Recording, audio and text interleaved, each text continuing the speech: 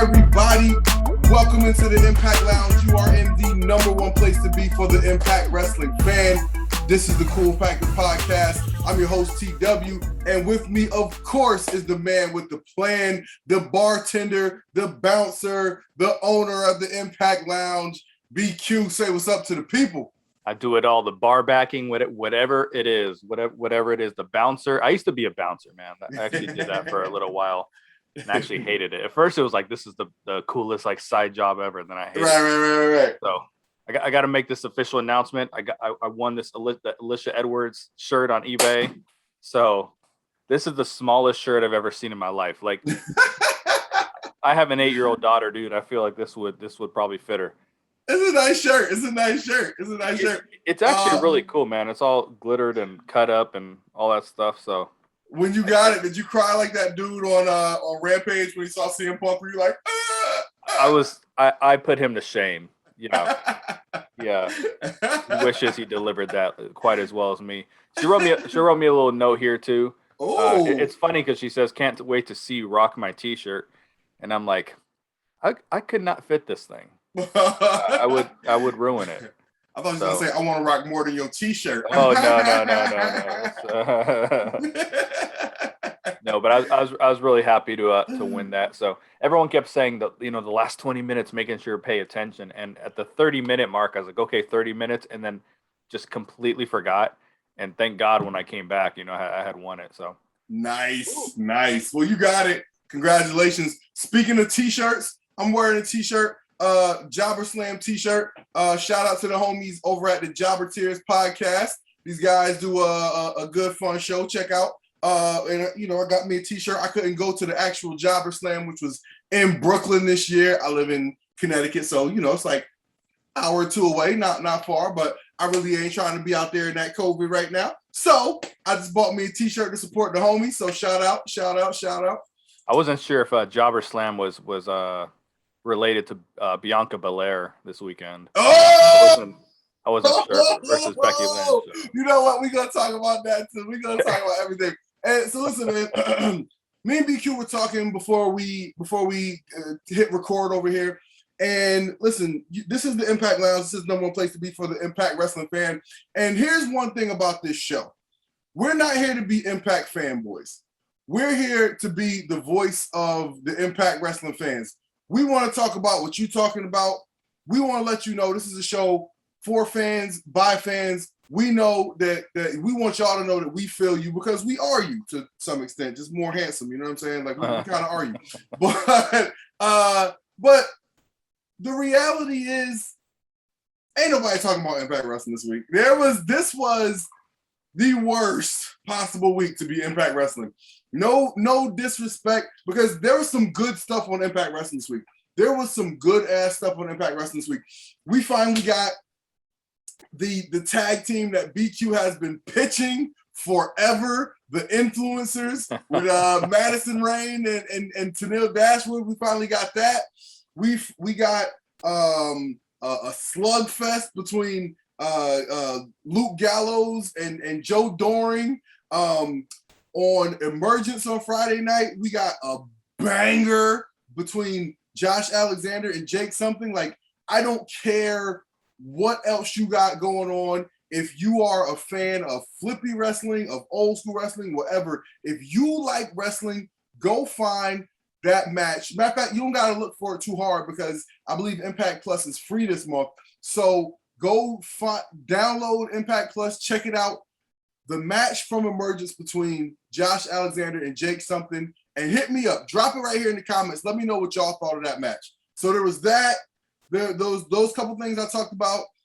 It was cool to see Christian Cage back on Impact with the title. But other than that, like, those things were cool. Okay, those things were cool. And honestly, 2 weeks ago, we've been able to do a whole show about that. But the past 3 days in wrestling have been there's no way you can talk about Impact Wrestling right now. Nobody's thinking about Impact Wrestling right now. So we're going to talk about the stuff that everybody's talking about, okay? Like that's what we're going to talk about. So BQ, before we dive into it real quick, was there anything from the Impact side that really, really wet your whistle this week? So nothing wet the old whistle, but they did sign Zicky Dice. I talked about this a little bit on the channel already. If you're not familiar with him, I was familiar with him from NWA. He was the television champion there for a little bit. And in my rambling about him, the first time I saw him on NWA television, I used television loosely because it was on YouTube. He was in a match with two other dudes, and my first thought watching the match was like, why is there a triple threat enhancement talent match on this show? Like, damn. like somebody has to go over. yeah. So I was just saying, like, I'm watching this match. I'm like, what are we watching this match for? I was like, I remember being like legitimately confused, and it wasn't a shot at anyone in the match. I was just like, what is this match? What are we watching? And then he wins, and I think he ended up being in the television title tournament. He won it later, but I think it put him in the tournament. Right. And I watched him for a few months on the show. I wasn't a big fan of his necessarily. I'm not saying he's a piece of shit or something like that. That's not at all what I'm saying. The way I always say it, we're not going to be a fan of every wrestler we see. So he wasn't someone I was really big on. I know that he became the television champion, and then he asked for his release out of NWA, and he went. I think he thought he was going to AEW from some podcast interviews and stuff he did. That's kind of what I had gathered, that he was going all in. I said they signed Joey Janela. Yeah, I'm a shoo-in. Right. Fuego. I know that just happened, but so not a home run signing by any means. I guess he's going to align himself with Brian Myers and Sam Beal. The thing about his character, and we don't know what his character is going to be on TV yet. We have no clue whatsoever. So I cannot just say, oh, what a shit signing. I'm not going to write it off, but there's similarities to Johnny Swinger. So that is a concern I have in mind.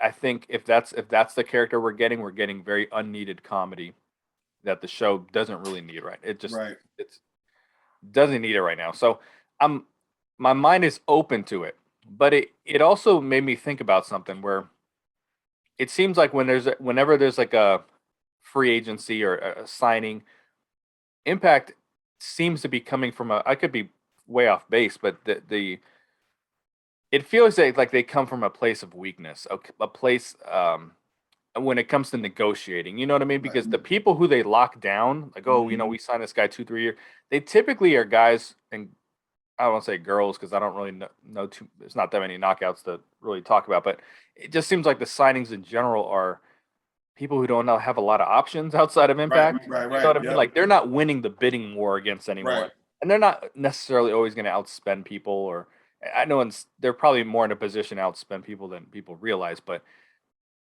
there's also when you're negotiating, there's also dates, there's also creative, there's other things that come in play rather than just like that dollar amount. You know what I mean? But it just seems like when someone says, when someone has no other options, like, Impact is the place to be all of a sudden, Right. And I'm not like really knocking. It might sound like I'm knocking the company, but I'm not. I'm just saying, like, that's where we're at with the company right now, and I think people have to understand that. For everyone on Facebook that and social media in general, be like, oh well, maybe we're gonna get Bray Wyatt, maybe we're gonna get Daniel Bryan. Like, just like I've always said, there's a better chance I show up and wrestle than one of those guys, But it goes to show you. So it seems like when there's someone who's a bigger name, it's always like, hey, come sign for 6 months and see if you like it. So that's a place of weakness. You're not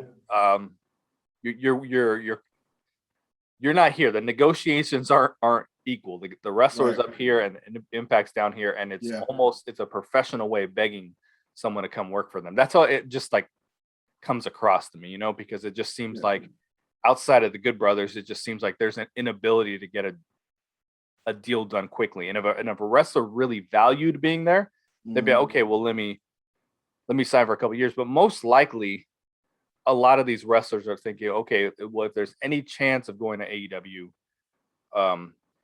I don't think NXT and all that is the lure that it once was. NXT is going through a lot of changes. Right. I think right now there's AEW's hot. If there's a sliver of a chance that I can go there, I don't want to lock myself here. And I think that's just very clear that that's where we're at right now. Right. So their sweet spot is going to be those mid-card guys that WWE gets let go. And can you make one of those guys, even if it's Zicky Dice, but when you're grabbing those guys, can you make that the next EC3 or something like that? That's the challenge, and that's the opportunities they're really presented with. And you're right. And with that strategy, right? Like every now and then you hit, right? Every now and then you hit on an EC3. And I even remember back in the 2010s when I first started seeing EC3. I was absorbing a lot of Impact content at that time. And I remember thinking to myself, man, this guy's doing a lot. Like, he was doing all the, explosion, all the little skits. I was like, man, this guy is really working to put himself, front and center in this company a lot. And I didn't really know his full backstory because I wasn't really following what NXT was at that time. So I didn't know much about, his whole background or whatever. But, later it would all come to fruition, who this guy was, why he is that way and all of that. And then I think they kind of hit again with Brian Myers, right? Like that seems like that was another hit as well. And yeah, that's kind of what they're going for, right? Like they got to try to hit on the retreads, right? They got to try to hit on the retreads, try to find the guys who, they got something to prove and they really want to come into, just somewhere and make it known that, hey, I'm not useless, I'm useful. And, and you should give me a chance. And if you get a guy like that with something to prove, then you got a shot. You know what I mean? But more often than not, you're right. Like, I remember 2 years ago when they first did the big Slammiversary, or was it last year when they first did the big Slammiversary, who are we going to sign from the WWE releases? I remember hearing Don Callis, basically say, hey, you come here, you can get over. And I was like, man, that's interesting. But I realized, I was watching something else where they were talking about, how people would wrestle in, smaller promotions like the, WCCW or USWA or whatever. And the pitch was, let me go here and wrestle for nothing in the hopes that somebody from AWA or WCW or WWF sees me and will sign me to a big contract. And that's kind of where Impact is. And I think it's weird because I don't think Impact should be that way. I think that Impact is, they have worldwide distribution, or at least they had it, they have a lot of distribution and they have more coverage. They have enough coverage to where they shouldn't be in that position. Like, I think there's room for 3 promotions to be doing big business. I don't think there's maybe not room for 3 promotions to be doing 10,000 seat arenas, but maybe there's room for, one promotion to be doing 20,000 seat arenas, another promotion to be doing 15,000 seat arenas, and another promotion to be doing 5,000 seat arenas. I think there's enough, money to go around. I think there's enough interest to go around to where there can be 3 touring companies. I just think the Impact needs to present themselves in more, like you said, more of a position of strength. Like maybe they got to make more of a play. Like you got to have something to pitch. And by the way, I do think the Impact I think they have some good things to sell. Again, if AEW can't sign everybody, and for all the people they're signing, they're ending up just like WWE with a lot of people. When you watch Dynamite, look how many 2-minute segments there are where they're just trying to get people on the show. Yeah. They're like, we got all these Team Taz dudes. Let me just get these guys on the show for 2 minutes. You know what I mean? And because they have so many people, they're just trying to get them on the show. And so if you're Impact, like you need to be taking advantage of this. Like you don't have to just be sitting back here just taking whoever is like the leftover scraps. I think if you're Impact, you can still present yourself as a hot promotion, something that people like, something that's different. And like I said, I think there's plenty of, like, again, the 90s were the 90s, but again, WWF and WCW were competing. They were the two giants. And then ECW was much smaller, but they were still touring, doing good business. They didn't have somebody managing them from a good business standpoint, but they were still very popular, right? So I think it's definitely possible. Like I don't think that I don't think that it has to be where there's just WWE or just WWE and AEW. I think if you got a good product, people will come out for it, and you just gotta promote it. You gotta push it. You know what I mean? And Impact is not doing that. You know what I mean? They're not presenting themselves. I think they're very comfortable presenting themselves as, hey, we're just a notch above ROH. And I feel like they I don't know. But full circle, that brings us to where we are this week. So let's start with Impact, okay? So Impact this week had a good show, right? Impact had a good show. And then, normally Impact, they started doing their Impact Plus shows and even some pay-per-views on Saturdays, which I like. I think it's great. It's a great little niche to, fit yourself into. Traditionally, it's Sundays, especially if you're going to do something that falls on the same weekend as a WWE show. Let them have Sunday. We'll take Saturday. I think AEW kind of took the same approach. Saturday, I think, is a great night for pay-per-views. Now, this week, Impact had Emergence. And this was very weird because we had Christian winning the Impact title last week on the first episode of AEW Rampage. Then he appeared this Thursday on Impact for the first time as Impact World Champion, retired the TNA title, and then he had his first title defense at Emergence, which I assume was going to be on Saturday, but it was actually on Friday. And man, could you have picked a worst possible night to put on a special? I mean, my God, you had the go home show to SummerSlam, which, by the way, I had forgotten was on Saturday. It was actually, obviously SummerSlam was on a Saturday. It's usually on a Sunday, as everybody knows. But you had the go home show to SummerSlam, so that means you were going to get a Roman Reigns, John Cena face-off, right? Must-see television. And then what else was going on Friday? I'm trying to think if there was something else in the wrestling world that... Was there anything that happened in wrestling on Friday that you heard of? Off the top of my head. Gosh, I can't think of it. Oh, yeah! CM Punk came back on TV for the first time in, 7 years? I mean, my God. Impact, you could have you could have revealed the cure for cancer on Emergence, and nobody would have saw it. Okay? Nobody would have saw it. Like, this is just like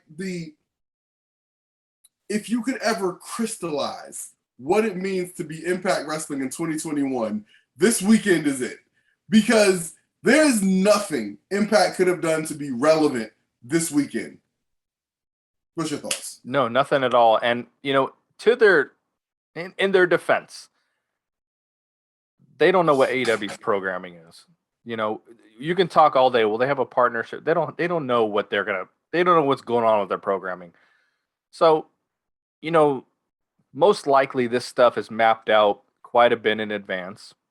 Some people say, well, why didn't they show it the next weekend? Well, it didn't jive with television. Like the show has to jive with television. This isn't like one night only that had nothing to do with the show, right?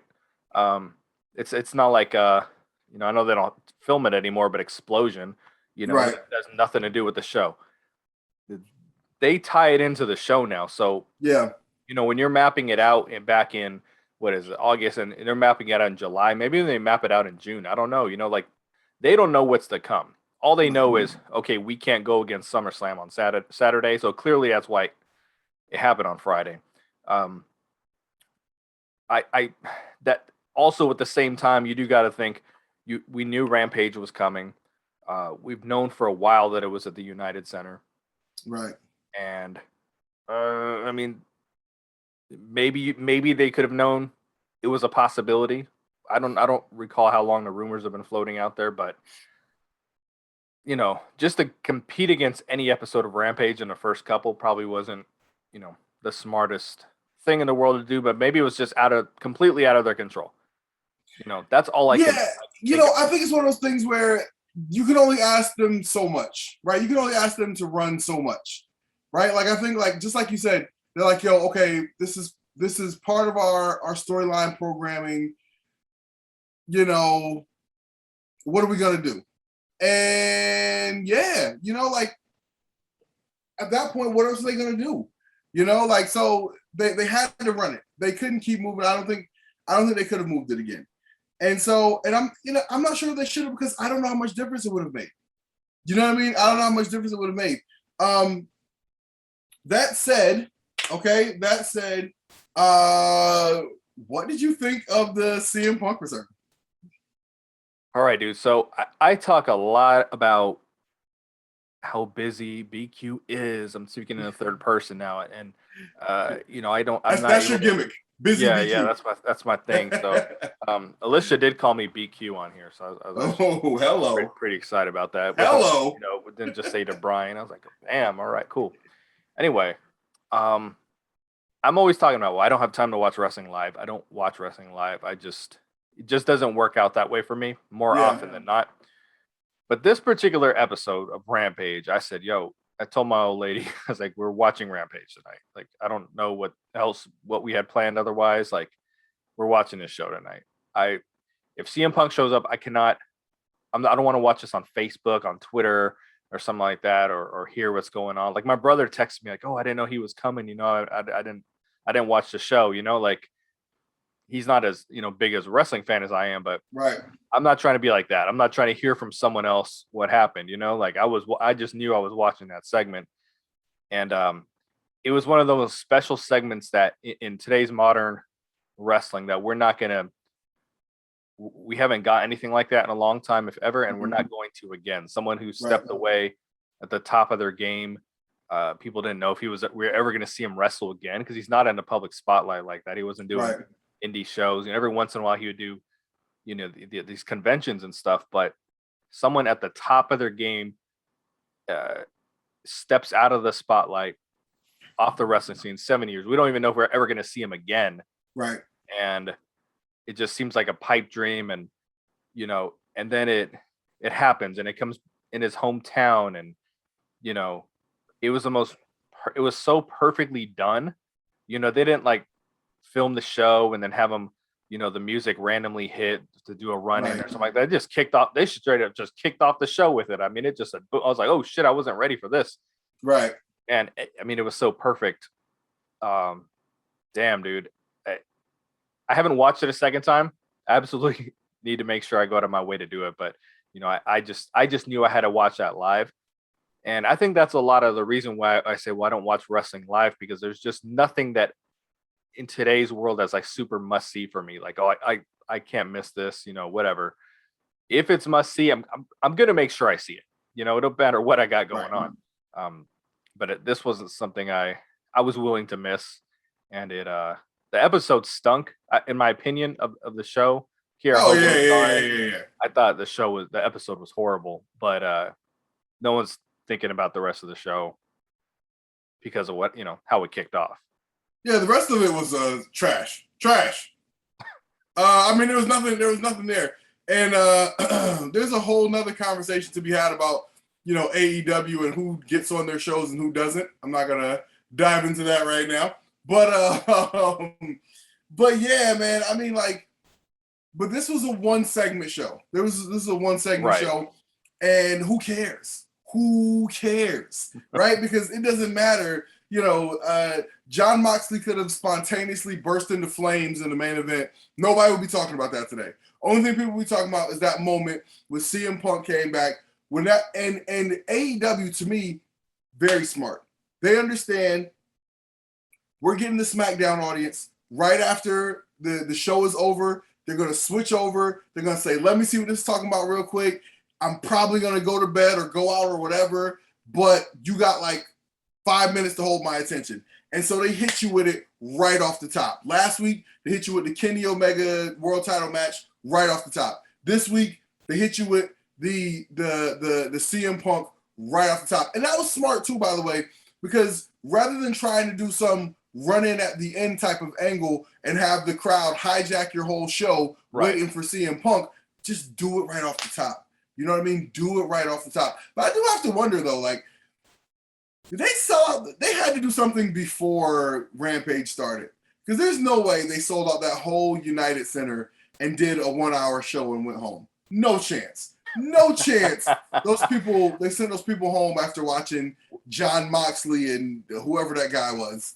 Well, I'm fairly certain they tape AEW Dark or Dark Elevation after. So, I mean, there's still wrestling. There's still matches. You know what I mean? Yeah. I hope so. I hope there was something, because John Moxley versus freaking David Flair or whoever that was. I don't Daniel think Garcia. That's like, yeah. Woo, that would have been tough. But yeah, man, that was a crazy moment. That was a crazy moment. You mentioned that you watched it with your lady, and she's not a wrestling fan, right? Okay. Now, what did she think of the moment? So she 100%. She didn't know who CM Punk was, not even from the UFC stuff. I've talked about it before. She watches. If I watch AEW, she will watch it, and she's followed the product. I don't want to say follow it closely, like she's not going on the dirt sheets and but what I'm saying, like, she's familiar with a good portion of the roster and all that. If I watch, I mean, I know we're a Pro Impact podcast. If I watch Impact or I watch NWA, she's usually fairly bored. Just because she's a casual, and there's a big difference in the presentation between the two shows. I mean, that just AEW feels like a big deal when you watch it. Right, yeah, exactly, and that's all it is. That's all it boils down to. She's made it a point to say that she likes the knockouts matches better than the women on AEW.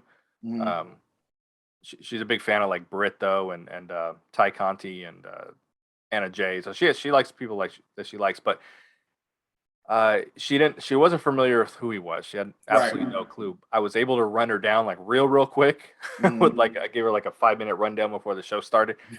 She was definitely locked in. She was watching it. She was feeling the emotion. She thought it was just really cool. She hates Darby Allin with like passion. So when he's like, Darby Allin, you and me again at All Out or All In, whatever show it is, and she's like, oh God, here we go. Like she hates him. And I think it's because as a casual, she sees a dude who's 5'3", 5'4", like never losing. You know what I mean? And she's one of those people. Every time the wrestlers start doing the super finishers and when there's like a very unrealistic, like this episode of AEW, there was Sean Spears. I don't know if you remember. Like there was the railing was set up on the outside. Like as a table from the ring to where the crowd was a rail.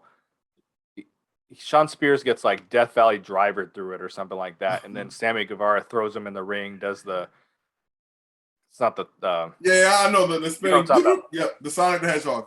Yeah, and this motherfucker kicks out. You know what I mean? And she sees that, she's like, what? Like right? Yeah. You know what I'm saying? So it's always interesting watching with her as a casual viewer and seeing what her reaction is to anything. But she definitely felt the emotion. She was she's very locked into it, and she's very interested to see what happened. She knew that PW Tees crashed, Pro Wrestling Tees, that site crashed. So she's looking on this, oh yeah, it's really crashed. You know what I mean? So but she's interested to see like what's next with them. Like that segment was able to grab her as someone who doesn't really get too engaged with what she sees on the TV wrestling wise. So no, that's dope, because I think that means a lot, right?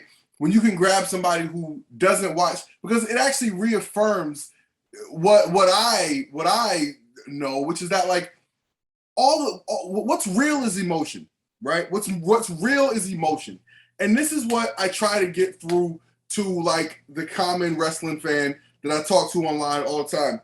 They're like, just like you were saying, how she will watch, she'll look up and she'll see something crazy like, somebody getting Death Valley Driver through a steel guardrail, and then you do something crazy off the top rope and they kick out to you like, give me a fucking break. And then you see 97-pound Darby Allin jumping off the top rope.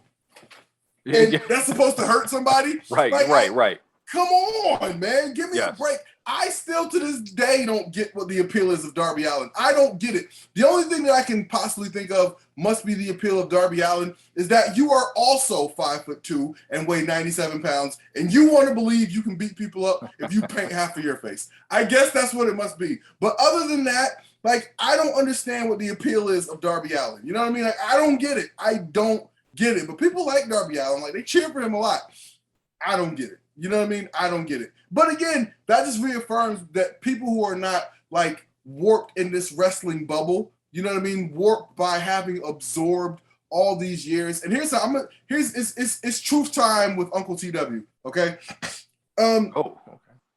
The reason why people are so today's wrestling fan are so into a lot of this crappy wrestling is because they absorbed all of the great wrestling from the late 90s / early 2000s, and they too want to play wrestler. So when they see these wrestlers like Adam Cole and the Young Bucks who are out here playing wrestler, they see themselves in those guys. And that's why they like those guys. When they see themselves in Darby Allin as a little pep squeak who is, again, playing wrestler, they see themselves in those guys. So people who watch wrestling for the reason it was intended, which is to give you the feel of a boxing match, the feel of a UFC fight with guaranteed entertainment, right? Because sometimes you shell out the big money for the boxing match or the UFC fight and it ends in 10 seconds and you're like, what the hell, right? And so wrestling, boys and girls, was designed so that you get all that anticipation and they actually entertain you for 5 or 10 minutes. Okay, like that's it. That's it. That's the whole thing. And people try to drag us into all these places. It's like a video game, or if you want to watch a real fight, go watch a real fight. Like, no, man. Like, it's not me. It's not me who doesn't get it. It's you who doesn't get it. It's not me. It's you. Okay. Yeah. So anyway, that's it. That's it. So, but anyway, God, I went into a whole tangent on the whole Darby Allin thing. Like, listen, I respect all wrestlers because they do something I can't do. Okay, like I respect anybody who does things that I can't do. I'm not like hating on the art of what they do. I'm just saying that to me, like, wrestling is supposed to give you the feels like you're watching a fight, just a very entertaining fight with lots of emotion. But when you watch something that just looks like it just screams super fake wrestling, it takes me out of it. You know what I mean? And again, you said even a casual person, a casual fan can look at that and be like, oh, that's some bullshit. You know what I'm saying? Like, come on, man. So, yes. Oh, my God. Woo! When that segment happened months ago where Kenta showed up at the end of the show and took out Moxley. So AEW has something that I wish Impact would absorb a little bit, and it's the merchandise game. Like they joke, oh, it's a t-shirt company, but dude, they can move some t-shirts, and they have a way of presenting it to where you want that damn t-shirt. So Kenta shows up at the end of the show, does the go to sleep on John Moxley, pulls down his thing, and he has a go to sleep club shirt on. Dude, my girl bought that shirt within not knowing who Kenta was, not knowing anything about the Bullet Club. That whole segment, like, reached out and grabbed her so well that she bought the shirt. So she has a damn go to sleep club. She has 3 wrestling shirts. That Britt Baker shirt and I forgot the damn other one now. Ray Phoenix. She loves Phoenix. So you know what I mean? But it just reached out and grabbed her as a casual. So it's always really interesting. A lot of the opinions I always bring onto the show, it's because I do watch her reactions to stuff, and I keep that in my mind as the casual reaction, But it's something I wish Impact would. There's improvements, but it's like I went on Shop Impact today, and I'm just like, dude, this site looks boring. There's no updates to it whatsoever. AEW has new shirts every week, like every week. That's just what they do, and it's the way they present it on the TV. Like when CM Punk did his whole thing. Wait, hold on. Pulls the zipper, he got the shirt, and I told my girl, I was like, that shirt is about to fly off the shelves. So smart. Yeah, I was gonna fly off the shelves right now. They got a way of making the merch like really stand out, really pop without trying too hard. You know what I mean? So yeah, it's a merchandise game. I wish I see Impact absorb a little bit. Okay, I like they did it a little bit with Macklin. Like check out the new Macklin shirt, and the little graphic popped up, real similar to the way AEW does it. And that's the only time that it happened, like one episode, maybe two, and then right back to nothing on the show. But so there was another big thing that took place this weekend that continued to serve Impact up a plate of irrelevancy. And that was obviously SummerSlam, which happened on Saturday in Las Vegas in the brand new Raiders Stadium they got out there. I like the setup. Did you watch any of it?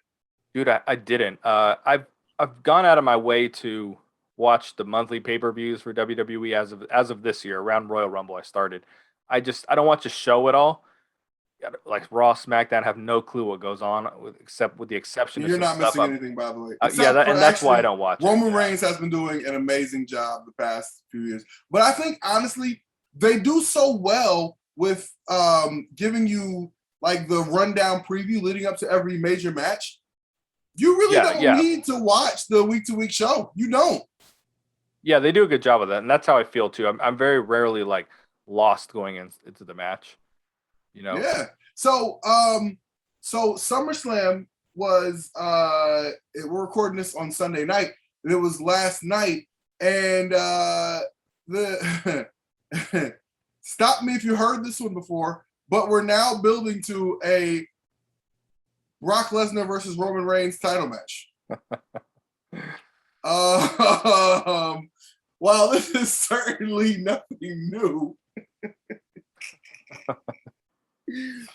Well, this is certainly nothing new. It is exciting in some ways because Roman Reigns is basically running through the whole roster. Like, I mean, not only is he running through the whole current roster, they're bringing back all the legends and he's running through them too. They brought back Edge, he beat him. Edge and Daniel Bryan. Then they brought back John Cena, he beat him too.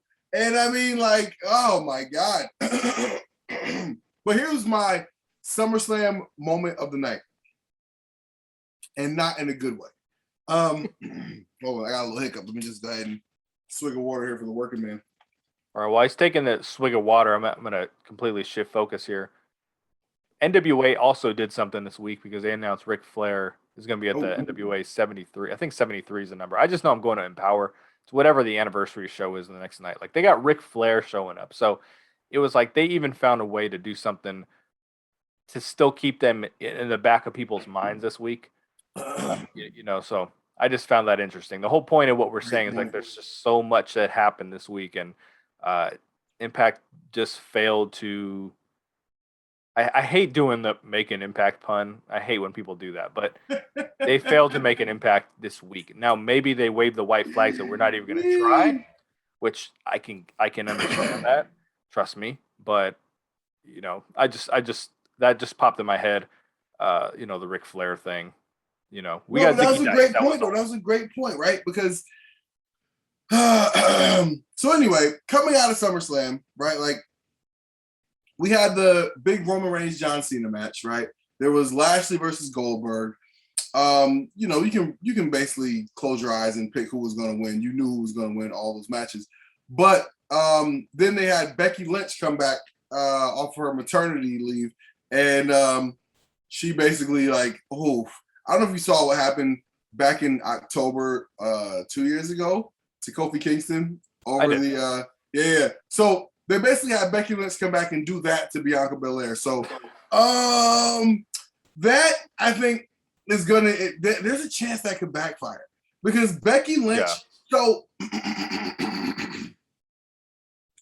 the way we got here with Becky Lynch, right? Like was.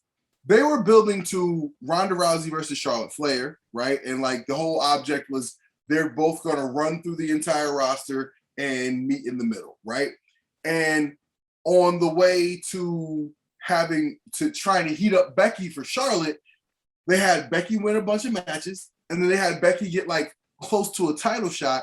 And Charlotte, by the way, was like off TV for a while. She had to have like surgery or something. And then she came right back. I think she beat Becky to get into like a triple threat match for the title. And then she beat Becky, pinned Becky to win the title. And it was like, she basically like took the opportunity right from her. And then Becky attacked her after the match. It was at a SummerSlam, as a matter of fact, and the whole crowd went bananas. And I remember like Road Dogg was on like podcast saying, no. You guys don't understand the story we're telling. I'm like, no, they understand the storytelling. They just don't like it, right? Because at the end of the day, you had Becky there working, winning matches, and then you had Charlotte come back and you just put her right in the top spot. And you just did the same thing to Bianca Belair with Becky Lynch. You may have just turned the crowd on Becky Lynch. And I think that would be interesting to see because Becky was hot, man. At the time, Becky was when she had to leave, she was one of the hottest things in wrestling. Yeah. And that's not to say that she's necessarily cooled off, but she was absent. And then you had her come in and cut the legs out of somebody. You basically, people aren't crazy. Like, people felt some type of way about what y'all did to Kofi. And then you're going to have them do the same thing to Bianca Belair? I'm interested to see the reception that the only way they can possibly, I think, save this is if they have Bianca Belair turn heel on Becky Lynch.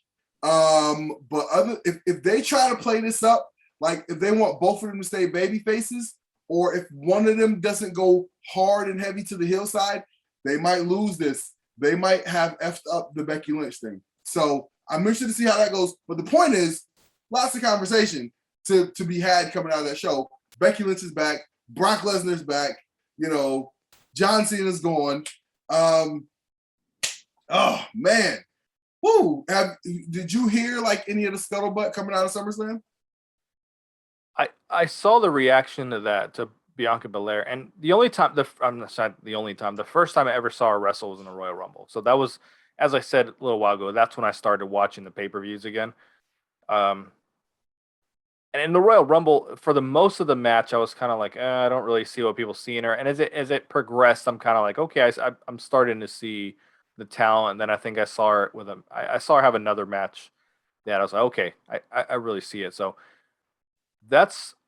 I knew of that. I knew of the Brock Lesnar thing, which, people felt, I imagine they felt it was a response to CM Punk showing up. Like, they were saying, okay, well, we got to come up with something now, So I don't know if that was planned or what it was. I saw Goldberg's son get put in the Hurt Lock, the full Nelson by Lashley, and you're talking about the crowd turning. The crowd was cheering Goldberg's son being put in the full Nelson. Like, that's some shit right there. So I heard stuff like that, but I didn't hear anything about just like the normal matches. I know there were some title changes, but nothing really came across my news feed. I think most people were just really upset about the Bianca Belair thing, and I believe, yeah. I think that was definitely a big thing coming out of it. Like they did Bianca Belair dirty, man. They did Bianca Belair dirty, and I think they may have just killed two birds with one stone, and the two birds they may have killed might be Bianca Belair's push and Becky Lynch's value as a babyface. So I mean, like, it's amazing how WWE continues to make money in spite of itself, because they really are great at giving the fans the exact opposite of what they want, and somehow people continuously show up. People continuously watch. To bring stuff back to Impact here for a little bit, because you're reminding me of it. Think about when Rich Swann returned from his injury. Mm-hmm. When Rich Swann, before he got hurt, he started getting very hot. And you're only talking about the course of a few episodes, but I mean, he started getting really hot. It started with that gauntlet. I think it wasn't a gauntlet match. It was I don't know what they called it, but it was the traditional gauntlet where someone was coming down. You know what I'm saying? So there was that, and there was Impact Plus and stuff, and he started getting really hot. He got hurt. He came back, and I think the way they threw the title on him right away was like very similar to what you're saying with Becky. Like we had someone now. Granted, he was just starting to get hot. You know what I mean? It wasn't the level of Becky Lynch by any stretch with what she was doing. But I think I think that was a situation where the company was like, oh, we're just going to pick up where we left off instead of making it organic. And when he won the title, all of a sudden people really started. They weren't turning on him to the point they were like booing him when he comes out, but like everyone's, oh, why is he champion? He's not a good champion. The ratings are going to be down with him as champion. Like people really turned their back on him pretty quick, and I think it was just because sometimes a wrestling company is like, okay, we're going to get back to the plan. Like X never happened. Like X wrestler never got hurt. Wrestler X never got pregnant. You know what I mean? Like we're just going to bring it right back to that, and it doesn't work because there's other things that happen. Between the 2 points, the 2 points in time, there's things that happen in the middle that the fans start to get invested in, because when you have a top person go down, whether it's pregnancy, it's maternity leave, they're sick, it's whatever it is, there's always someone that's going to step up and get an opportunity on TV that we don't normally see get opportunity. Right. So then, the fans at that point, once you start, okay, we're just going to go back to the original plan, like the fans are going to turn on that kind of stuff, Yeah. Because that's one thing about wrestling fans is wrestling fans appreciate a story. Always have, right? And wrestling fans appreciate being a part of the story, like feeling like they're in on the story, right? Like watching the rise or whatever it is, like watching the story progress. But when you're doing something that's counterproductive to the story you're telling, like people are almost always going to crap on that. But you also have some fans who are so unreasonably loyal to the brand that they like that they'll accept any sort of excuse. Like it's not the job of the podcaster to tell you what the story was. That's the job of the people telling you the story. Like it's not our job to come here and tell you, no. What they meant was, like, that's not our job. We can analyze it as fans just like you, but it's if they're not communicating the story to you clearly, they're doing a bad job, right? Like at the end of the movie, you're supposed to know who was the good guy, who was the bad guy, what was the objective, and all of that. I remember when I was in high school, there was this movie called Vanilla Sky with Tom Cruise. And I remember I saw this movie and I was so confused. I think I walked out of the movie theater because I was like, what the fuck is going on? But I mean, that movie it was good as hell. I watched it. I watched it on DVD later and I was like, yeah, this movie is actually pretty dope. But it was just, there was so much going on. You know what I mean? But you should not feel like that watching wrestling. You should not. You know what I mean? You shouldn't be like, oh, this is a shade of gray. Like, no. Give me a good person. Give me a bad person. Give me a reason to fight and let me watch the fight. And that's what I'm here for, right? So, wrestling's got to do better. But I do have this question for you.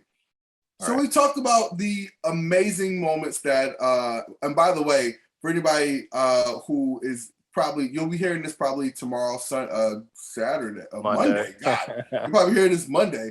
So you'll probably know by then that Adam Cole lost that NXT takeover, and the word that's circulating is that he's done with WWE, and he will be. They said that he had a short-term extension. Who knows? How long that is. But also, listen, Vince's pockets are deep. You know what I mean? Like if Vince dumped the clip. He dumped the clip this week. You know what I mean? He brought back Becky Lynch. He was like, Becky, put that damn baby down. Come back. It's like, he brought Brock Lesnar. We saw a video of Brock Lesnar being a butcher or some shit. Like, Vince, he said, yo, we got all hands on deck. And I don't know what else they could have done short of bringing The Rock back.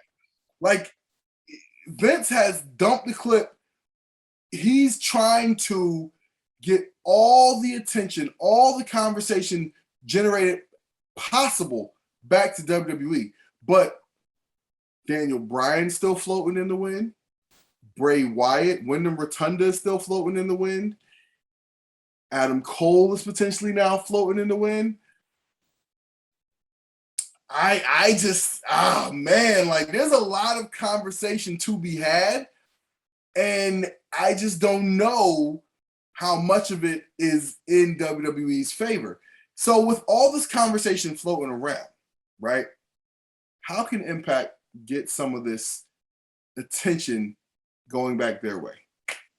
Man, that's an excellent question, because with all the people who are out there right now, the Buddy Murphy fellow is the one that seems like the realistic dude they can bring in, they could possibly put at the top of the card. He seems made for AEW though. Yeah, but I just from what I've read, I mean, of course, this is no inside information whatsoever, but it just doesn't seem like they have interest in him, because they just seem like they're going to grab those top main eventers. He's not skinny enough. Yeah, there we go. Yeah, he looks like he actually works out, and he might like a little play bitch. a sport or something. Yeah. So not that type of guy. Yeah, no, I don't think he is. I mean, a guy like that for Impact, someone who I wasn't a fan of Murphy and whatever the hell his partner was in NXT. That's about the time I stopped watching it, because I was like, dude, what is this fucking vanilla ass tag team, Right. And then I felt like I saw the NXT Takeover graphic, and there was like 3 dudes on there who I'd never heard of. Yeah. And I was like, dude, they look like my uncle, dude, or my next door neighbor, man. Like they were just dudes, Right. Where I felt like that's why I stopped getting into NXT, because I thought a lot of guys just looked like dudes, and that's kind of what I felt about him and his partner, whatever the hell his name was. And then I moved away from the product totally, but I was aware that he was actually doing some pretty good things. He was teamed up with Rollins and all that. That's a dude who I think if Impact brought that person in, then they could legitimately be part of the main event. Like they have an opportunity, they have the possibility of being that like next EC3, but it's hard right now. It's going to be very, very difficult to stand out, because there's just too many hot free agents ending up in AEW. And the thing is, AEW is not going to take a backseat to anyone. It doesn't matter who they're partnered with. Right. Like they're going to ensure that they outshine anyone. Back when I was doing music a long time ago, I was kind of part of this independent label that like the top guy was the one who was the most popular by far, had the most listeners and fans and all that shit. And every time one of us did something that was like put out like a really good track, or we had some kind of momentum, like he would one up us on purpose. Like he's always like, he didn't do it to be a dick, but it was just his mentality. Like those guys are not going to get to where I'm at. I'm always right. Be one step ahead, So I feel that with AEW. I feel like, okay, NWA is doing this thing, Impact's doing the things, and AEW is just like, okay, now we're just going to like double down and completely outdo everything we're doing. So it's going to be tough, man. Yeah. I don't know what they can do really to stand out at this point. I hate to say just put on a good wrestling show, because that goes against everything I've always said. Like you can't just be a wrestling show, but it's going to be tough. They have to find that next star. Like they just do. The next like organic star, that's what's going to help them a little bit, if they can find 1 or 2 dudes. Because someone said something on, I think, the last Cool Factor episode on YouTube, where they were just like, yo, since the top of the year, the main event scene has been Eddie Edwards, Sami Callihan, Moose. Mm-hmm. You can throw Rich Swann in there too. Well, he was a champion, so you got to throw him in there. It's the same like 4 or 5 dudes, and now we're going into September, and it's the same 4 or 5 dudes. Like no one has stepped into that spot, So yeah, but here's the thing: you say the exact same thing in WWE. Like Roman Reigns has been at the top of the card in WWE for over a year now, over a year running. On Monday Night Raw, I think it was like Drew McIntyre and Bobby Lashley for however long that was. And it was Drew McIntyre for a long time before that. So, yeah, a lot of these shows just have like Adam Cole on NXT, top of the card for like forever. And then they start rotating different guys in and out, and it's just not the same. And so, yeah, a lot of guys, like, you have your guys you build around. And like, honestly, I think Impact is missing the boat right now by not like putting I feel like I see it with Josh Alexander, right? So Josh Alexander, again, Jake something, Trey Miguel, Chris Bay, like they got some guys they can be building their show around, and they need to be building the show around these guys, making these guys feel like a big deal. What does that mean? That means these guys should never be losing. That means these guys should be, doing all types of vignettes, and like everything should be built around these guys. You got like 4 or 5 guys who are basically new to the world and beyond talented. Like, if you were to watch Trey Miguel from last year to now, different dude. Completely different. Different dude. And his character is still evolving. The wrestling is next level. Like, I don't even think he knows how good he is at wrestling. You know what I'm saying? Like, it's like, dog, like, amazing. Dude is amazing. And like when he came out with the Miles Morales Spider-Man gear, I'm like, this just fits, man. This just fits. Yeah, that's nasty. And like, his whole thing. It's still coming together. But again, I think this is a package of guys you can really market and push. Start finding big ideas to build around these guys, make them feel like a big deal. So again, I think if you're Impact, you just got to push what you got. You know what I mean? Push what you got and center the fan experience more. I say this every week, don't I? Yep. Center the fan experience more. The post-production, right? Like, stop lowering the crowd noise so that we can hear the commentators talk. Damn the commentators, okay? Let us hear the crowd. Did you know people were singing along to Eddie Edwards' theme song? I didn't. I picked up on it. I picked up on it at Summerslam. But that's the type of thing, right? Like, that's the type of thing. That's the fan experience thing. You know what I mean? Right, because these dudes are talking over what's going on. Yes. No, and again, in order for them to talk over it, you have to lower the volume of the actual crowd noise. So they got to figure out a way to do that commentary while this is going on so that the crowd noise is blended, right? So you don't have to lower the crowd. Don't lower the crowd, right? Like, you have to make people feel like this is a fun thing to go do. Mm-hmm. Then when you go to Philly and when you go to Chicago, you're going to get these people who are conditioned from watching your product to know, I'm going to go there and have a good time. And then you can go everywhere around the country and get people who want to come to your show and have a good time. So I think they can build around the talent they got, like really, really try your best to make these guys feel like superstars and center the fan experience. Like, cut videos of people standing in line talking about why they think Trey Miguel is dope. You know what I mean? Like, who they think can take the Impact title back from Christian. You know what I mean? Like, all of this stuff. There's stuff they can do. Like, I think there's stuff they can do just to make their product feel like we might be the third biggest company or whatever, but this is still a fun time. The people are here because they like this show, and this is a big deal. Like, I don't think that's that hard to do. I think you just have to focus on it. I don't know that they believe in that concept. I don't think so. You mentioned Chris Bay. I sent him a DM today because I wanted the Finesse Club shirt, but it's not on his pro wrestling tees. And most of the Impact shirts are on the pro wrestling tees as well.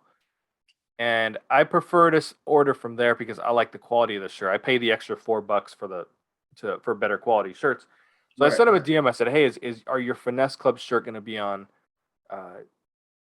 pro wrestling tees. I said I prefer their quality and I prefer to purchase from the wrestler directly. And he just responds, no.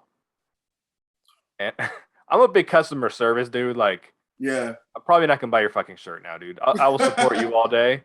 You know what I mean? But I had a gesture saying I would prefer to spend money on you directly than go to the company first. Just no.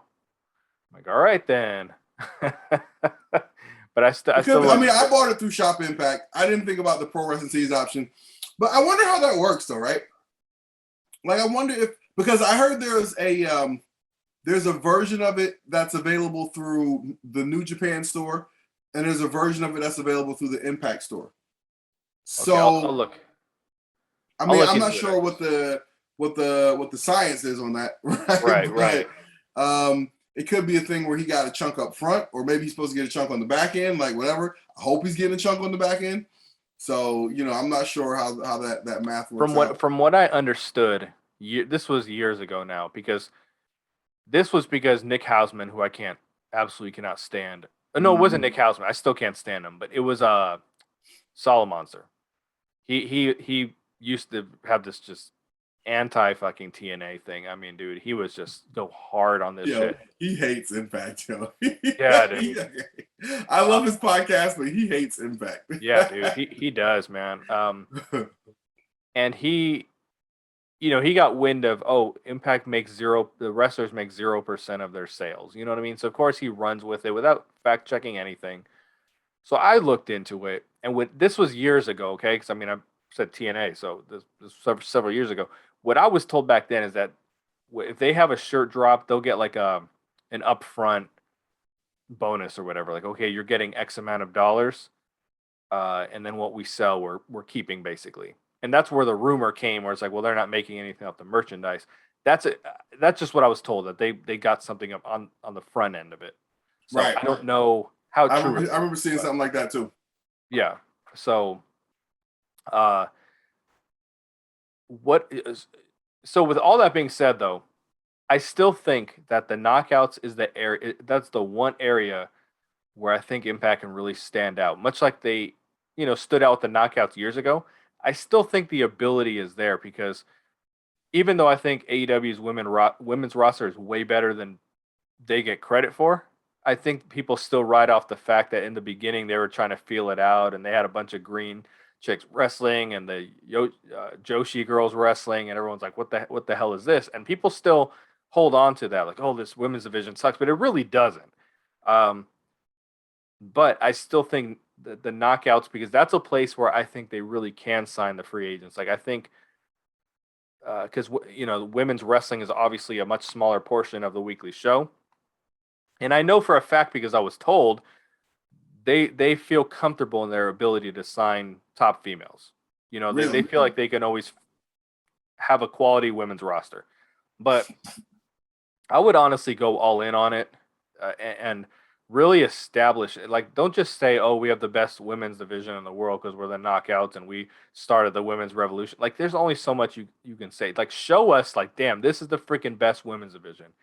And I do think that's an area where they are able to compete more with the NXTs and the AEWs, because they can provide the opportunity for more exposure than wrestling on one of those shows, right? As far as and I gotta say, I'm glad you brought that point up, because I think what they're doing with Deonna is phenomenal. Yes. Phenomenal.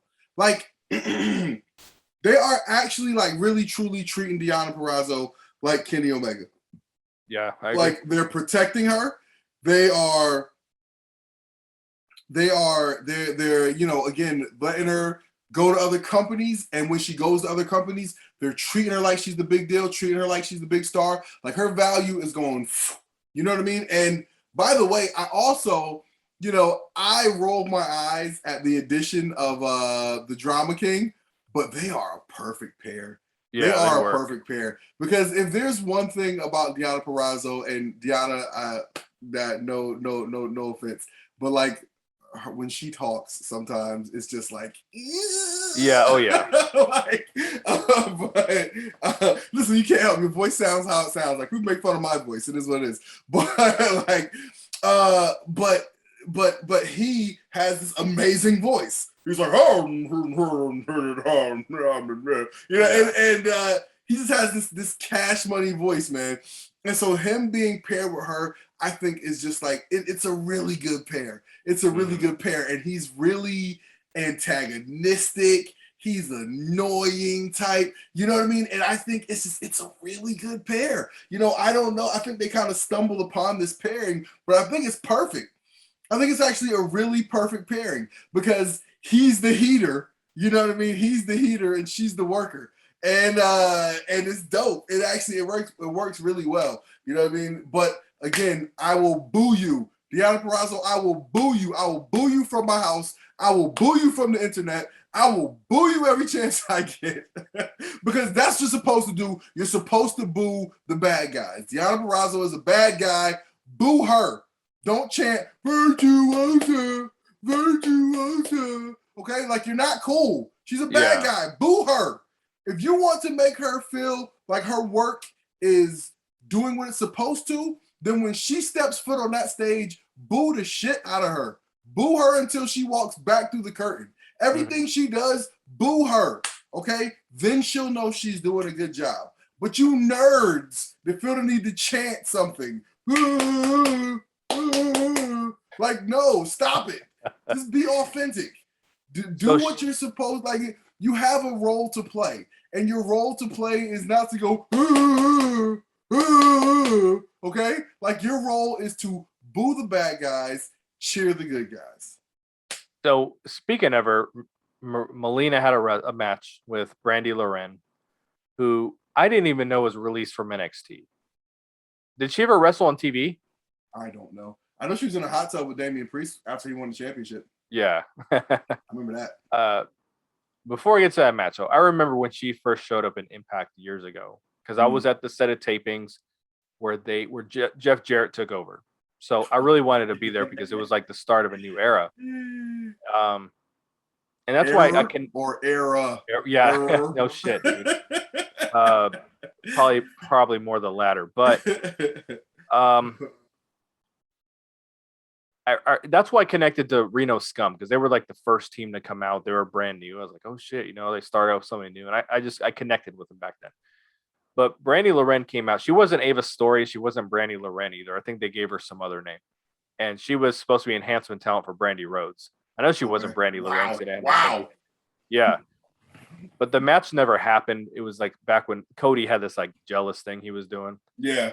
But I remember seeing her. I was like, oh my God, who is that? I'm in love. And then they brought her back, and then they signed her for a brief period of time. Didn't know what they were doing with her. Like, she was a white meat baby face, and then the next week they tried her as a heel with black lipstick, and it just looked ridiculous. And they gave up on her pretty quick. And I was really disappointed because I thought I think she has a great look, and I think for conversations I've had with Allie in the past, like, she said she's a really hard worker, really wants to be good. So anyway, she shows back up in Impact. Probably is just an enhancement talent. I don't know if they're gonna. I think they should try to bring her back because she's come a long way. She's marketed herself very, very well on social media, so I think she would be someone good to have. With that being said, this match stunk. I mean, there wasn't one smooth. Again, we can't do this shit. You know what I mean? So I'm very careful in saying, oh, someone sucks or something. I won't say either of them do, but they had absolutely no chemistry in the ring. Not one of those moves was smooth that they did. They didn't have a single good sequence or spot. Melina's tap out, her finisher at the end was, I really liked that. I thought that was kind of badass. But aside from that, like, this match was so bad. Every single thing that they tried to do, and this was supposed to be Melina like showing out after. This was the response of Deonna Purrazzo training with a MMA fighter and learning all this stuff. You know what I mean? So, let me show you what I can do, and goes out and just has one of the worst women's matches. But I think those two are going to put on a pretty good match. But I just thought it was funny. Like, it was so bad. I was like, dude, that's the response. Like y'all should have just redid the match or something like that, man, because that shit was Did you rough. see this? There's this video circulating a few weeks ago of this guy who was like on trial for murder, like defending himself, and he had like these crazy dreads, like in this direction and all these crazy. And this is like this clip of him going like, what? I can't remember what he said. He was like giving his like closing speech to the to the court, and he's like, if you think I'm here to play with you, God damn it, I'm not. We're like, sir. And obviously he went to jail. But when you're like, oh man, what kind of response is this? Like Deanna's training with an MMA fighter, and here you are on the other side, like working a horrible match. Yeah. It was just so rough, man. I watched it. I was like, dude, I'm waiting for one smooth sequence of moves, and it was just it was so I think it's tough too, because a lot of these people, you know, if you're Melina, how much are you wrestling? You know? Yeah, because like, she doesn't wrestle on NWA like too much. She's at a level of her career where she's like, you know, she's a celebrity appearance, right? Like I don't think she's out there like working for the love of the sport, you know, like you know, I'm sure she gets paid a nice fee for every appearance, and I'm sure she probably only works big matches, you know. Big matches, right? But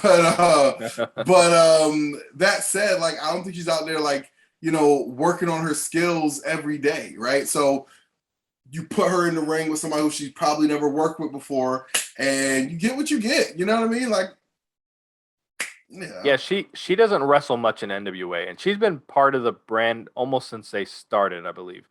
And she wrestles very little. Like she has had matches. She had a match. The last time she wrestled was at the pay-per-view. She teamed with Thunder Rosa against Kylie Ray and Taryn Terrell. And other than that, like I can't even think. I think she might have wrestled Thunder Rosa like once. Right. She's more of like a mouthpiece on the show. You know, she doesn't compete very much. You know, and speaking of Thunder Rosa, I thought about this recently with Impact. Like they got to be careful with the type of people they sign, because I you know, Thunder Rosa did a lot of good with NWA. They put her on the map, to be honest. And when she announced that she was all elite, she had these long paragraphs on Twitter, on Facebook, on Instagram. She didn't say shit about NWA. She was never like, thank you for this and this. Like, she's just like, I'm where I want to be now. And did it. I mean, it was like, wow, this company like really put her on the map to where a lot of people didn't know who she was. I knew who she was, but a lot of people, honest to God, didn't. She had done a lot of it. I mean, like, so, but how many people have done that for Impact, right? Like, that's what I'm saying. Yeah. You know, like, how many people were like, Brian Cage, perfect example, right? Guy looks like $1 million. And, you know, like, he has to look, a lot of people covet, but like, yo, who was messing with him before he was in Impact? Have you ever heard him publicly acknowledge or thank Impact for what they did for his career? Like, as a matter of fact, how many people do you hear out there publicly acknowledging / thanking Impact for what they did for their careers? That's what I'm saying. And I think a big reason why that is the way it is because when negotiations end, more often than not, we talked about this before, it's because your contract comes to an end and you're like, okay, now I'd like to be paid X. Right. And you know what I mean? Like Ethan Page, right?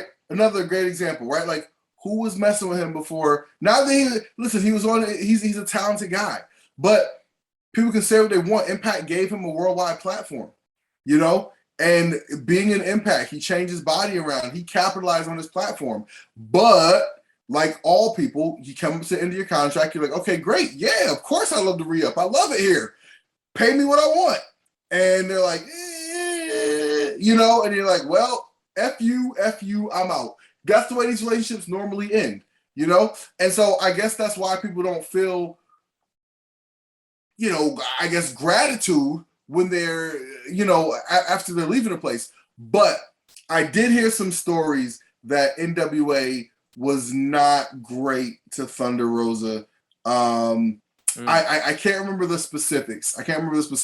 But I did hear some good stories about NWA and Thunder Rosa and their relationship, and that it was not necessarily great.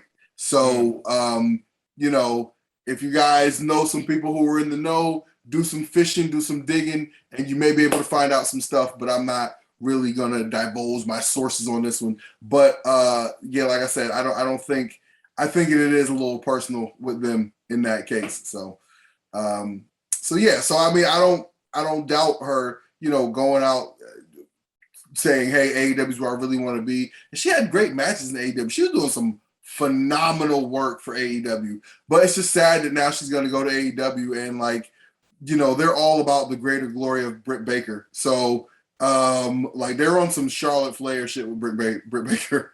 Like I don't woo! I mean, it's gonna be tough sledding for any woman who goes into AEW, because I mean it feels like they're trying to build up Jade Cargill, but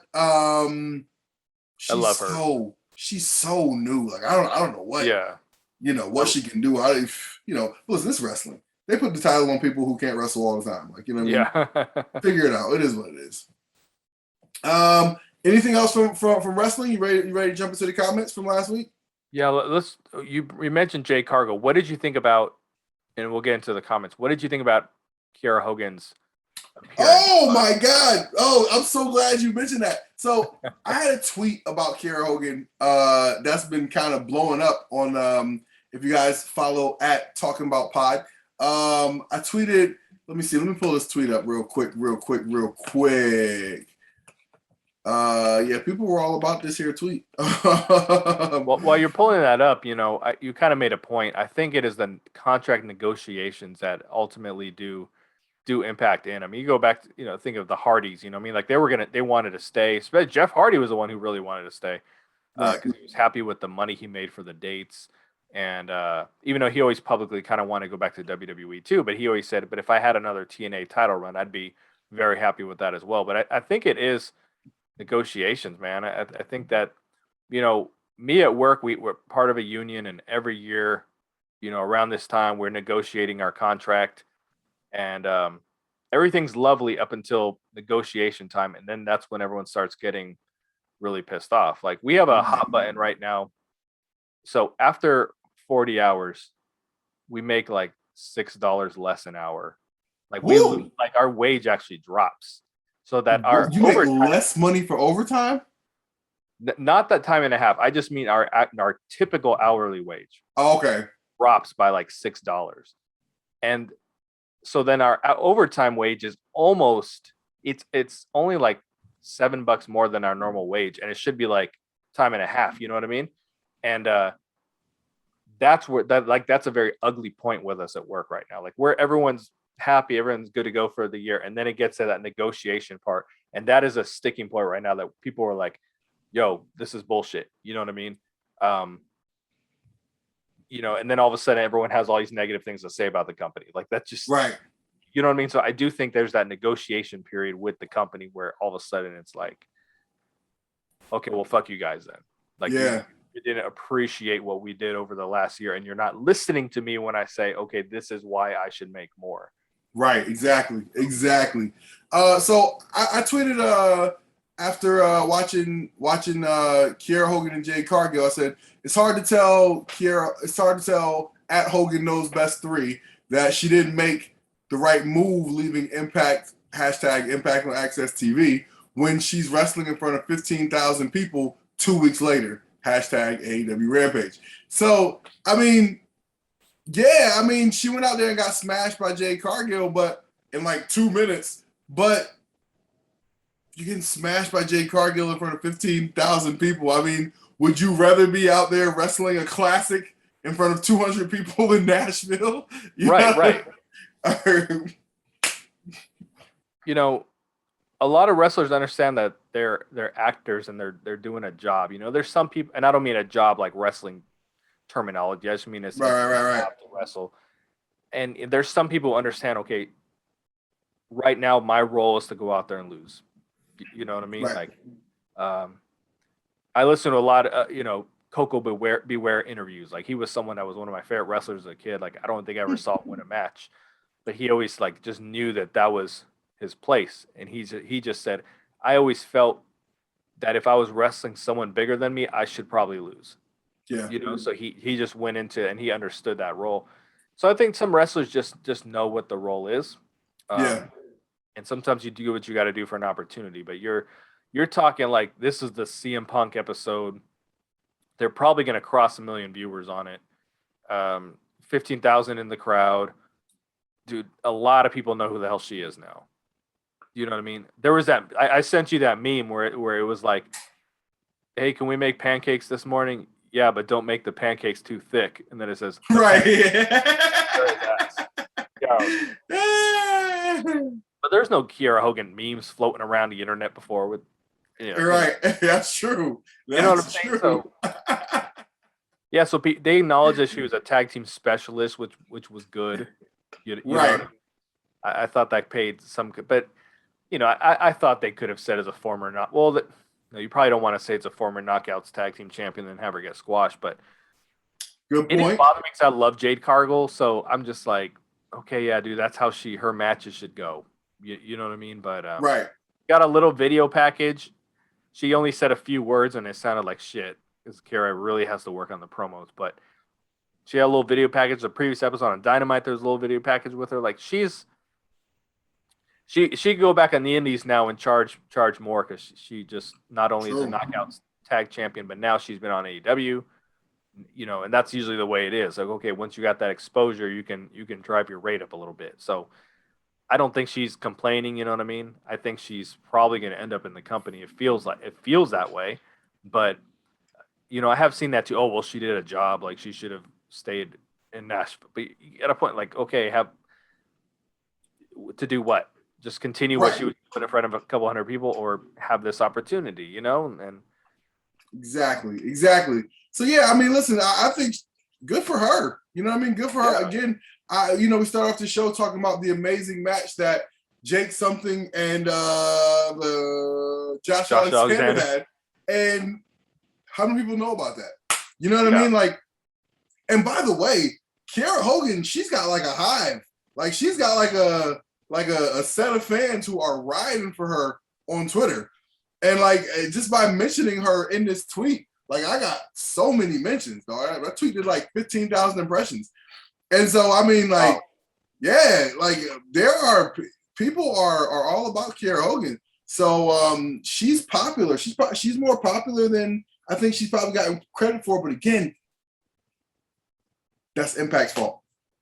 If you're Impact, how do you not know that? Like, how do you not know how many followers your wrestlers have? You know what I mean? Like, how do you not know who's people that we can use more because they'll get more traction on social media? Like you got to know this type of stuff. So, but yeah, I think, she's on to greener pastures and good for her, good for her. If anything, because you can always come back. You know what I mean? Right. You can always come back to him. It's not like Impact's gonna be like, oh no, we're not gonna have you back. Yeah, right. Give me a freaking break. Trey Miguel came back. Yeah, exactly. Yeah. They all walked out the door together, and Trey was like, I'm just kidding. I'm just kidding. Yeah. All right, let's see what y'all talking about in the comment section. We had some good comments on last week's video, so let's see what we got here. All right, Kobe F says, I never thought Christian Cage would be an Impact again. A year ago, this was impossible. What do you think about this? I feel like they were laying the seeds down when they released the Christian Cage pin. He used it. I think it's his same. No, it's not the same because I heard him on a podcast saying his theme song is a version of his TNA theme. He did. I think I heard him on Talk Is Jericho, and he had very positive things to say about his TNA days. Said he really enjoyed his time there. I definitely didn't think we were going to see any kind of return, to be honest, especially not as the Impact champion. But I'm really happy for it because he's a good promo. Like he's a good example of a baby face cutting a good baby face promo, and it's not cheesy, it's not white meat. he finds a way to incorporate humor but still make it serious. You know, like he's going to be a lot more enjoyable to have as the champion than Kenny Omega was by far. Mm-hmm. And he wants to be there. He wants to do good things for the company. I think he enjoys having that championship. You know, it's shocking to have him back, but I feel like the seeds were being dropped a little bit, you know, up to this point. Yeah. Yeah, totally agree. All right, so Bland Skies 28 says, I think the current main roster scene just isn't very exciting, and having Myers win just makes it even less exciting. I think Christian and Impact would work better if guys like Punk and Bryan weren't coming to AEW. Coming to AEW. Is this Tony Khan? Coming to AEW, because no matter what Christian does, everybody is going to be talking about Punk and Bryan and not really care what Christian versus a mid-Carter Myers does or do. Okay, any comment on this? Yeah, I totally get that, but the excuse me, the Impact title is much more relevant now that we had the title change. Like, if all this shit was going on and Kenny still was carrying the Impact title around, like, it would basically be a prop at this point, because that's where it was getting to just be a prop for him. Yeah, and it would have meant nothing, and then it would have really got drowned out. But at least this title change did provide some kind of chatter, you know, for people to get excited about. So, you know, yeah. Yeah, I mean, like, I think you're 100% right with that. Like you said, that it was just becoming a prop for Kenny Omega. And so much of what Kenny Omega does is just silly. Like, it's, you know, again, for people who, and it's funny because a lot of the people who are like the biggest Kenny Omega fans, they think that they're wrestling purists because the New Japan style is this marathon style that really emphasizes athleticism and stamina. And, you know, these guys, they work these, you know, just again, marathon style matches. And like, that's cool, but having a long ass, fake ass looking wrestling match doesn't make you a wrestling purist. I'm sorry, it doesn't. It doesn't. If those V triggers were so devastating, it wouldn't take 15 of them to win a match. Can you hear me in the back? Listen, I'm not like I'm not trying to be a parade pisser here. I'm just saying that, like, don't try to tell me you're a wrestling purist because you love Kenny Omega. When again, like, I respect the athleticism that it takes to put on one of his matches, but like, selling me this guy as like the greatest wrestler, like, I've been watching the matches. Again, this is a lot like the Adam Cole people, right? The Adam Cole people, like, you were fans of Adam Cole and Ring of Honor. I get it. But the thing that I don't respect when I get in these conversations with the Adam Cole people is they can't just admit, I was a fan of Adam Cole and Ring of Honor, so I'm still a fan of Adam Cole. You're trying to tell me about how great he is. Like, dog, I'm watching the same shit you're watching. I'm watching it too. And I'm just telling you, I don't see it. And you know what I mean? It's so, again, same thing with Kenny Omega. Like, I loved his match with Sami Callihan. You know, the match with Rich Swann, it was okay. I mean, like, Rich Swann is dope, and you know, Kenny Omega is good too. But just like, I think when you work this overkill style, it takes the, I don't know, you know what I mean? To me, like, the story, a lot of it is whatever.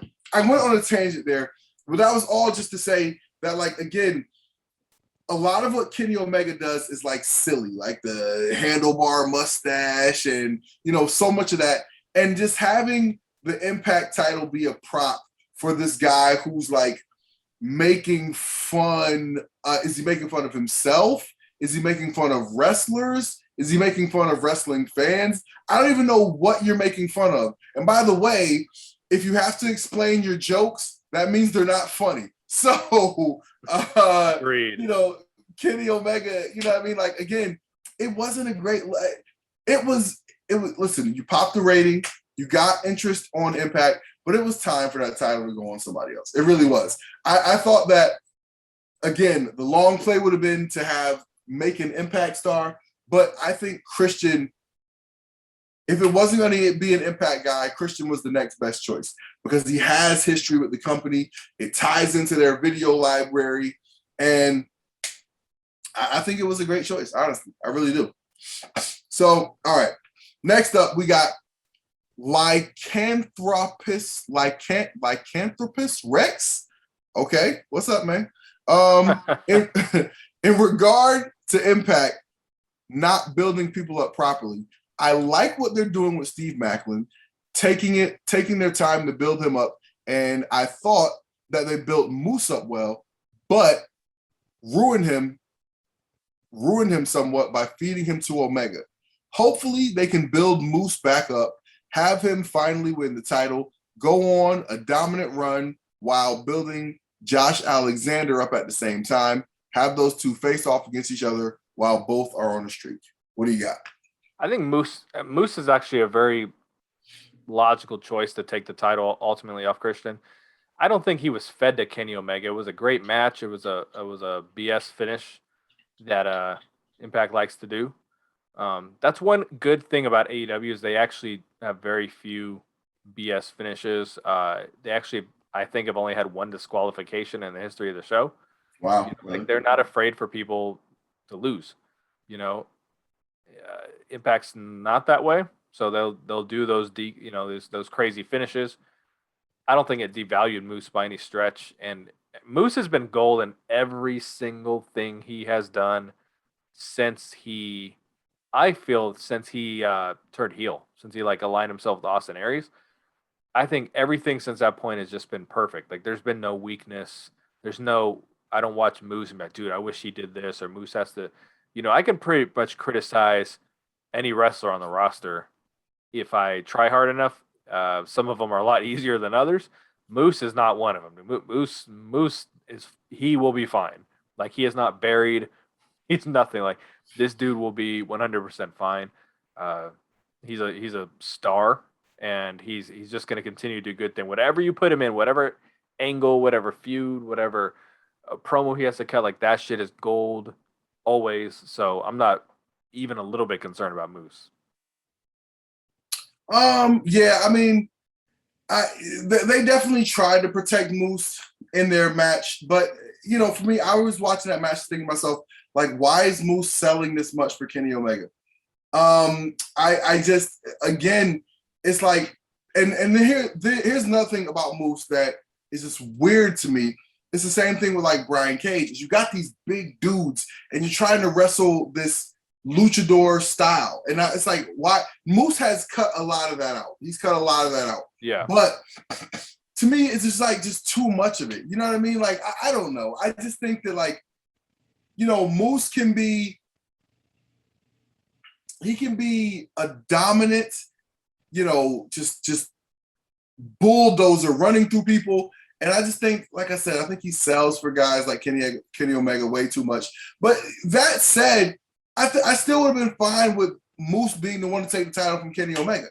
I'd be fine with Moose being the one to take the title from Christian. I mean, I think that Moose has positioned himself as somebody who can be seen as a top guy. And I say, why not? Why not give him the shot? Why not? Like, you gave Eric Young the title. Like, what? Why not? So Moose is as good as anybody else has had the title recently. So why not? Yeah. All right, let's see what we got here.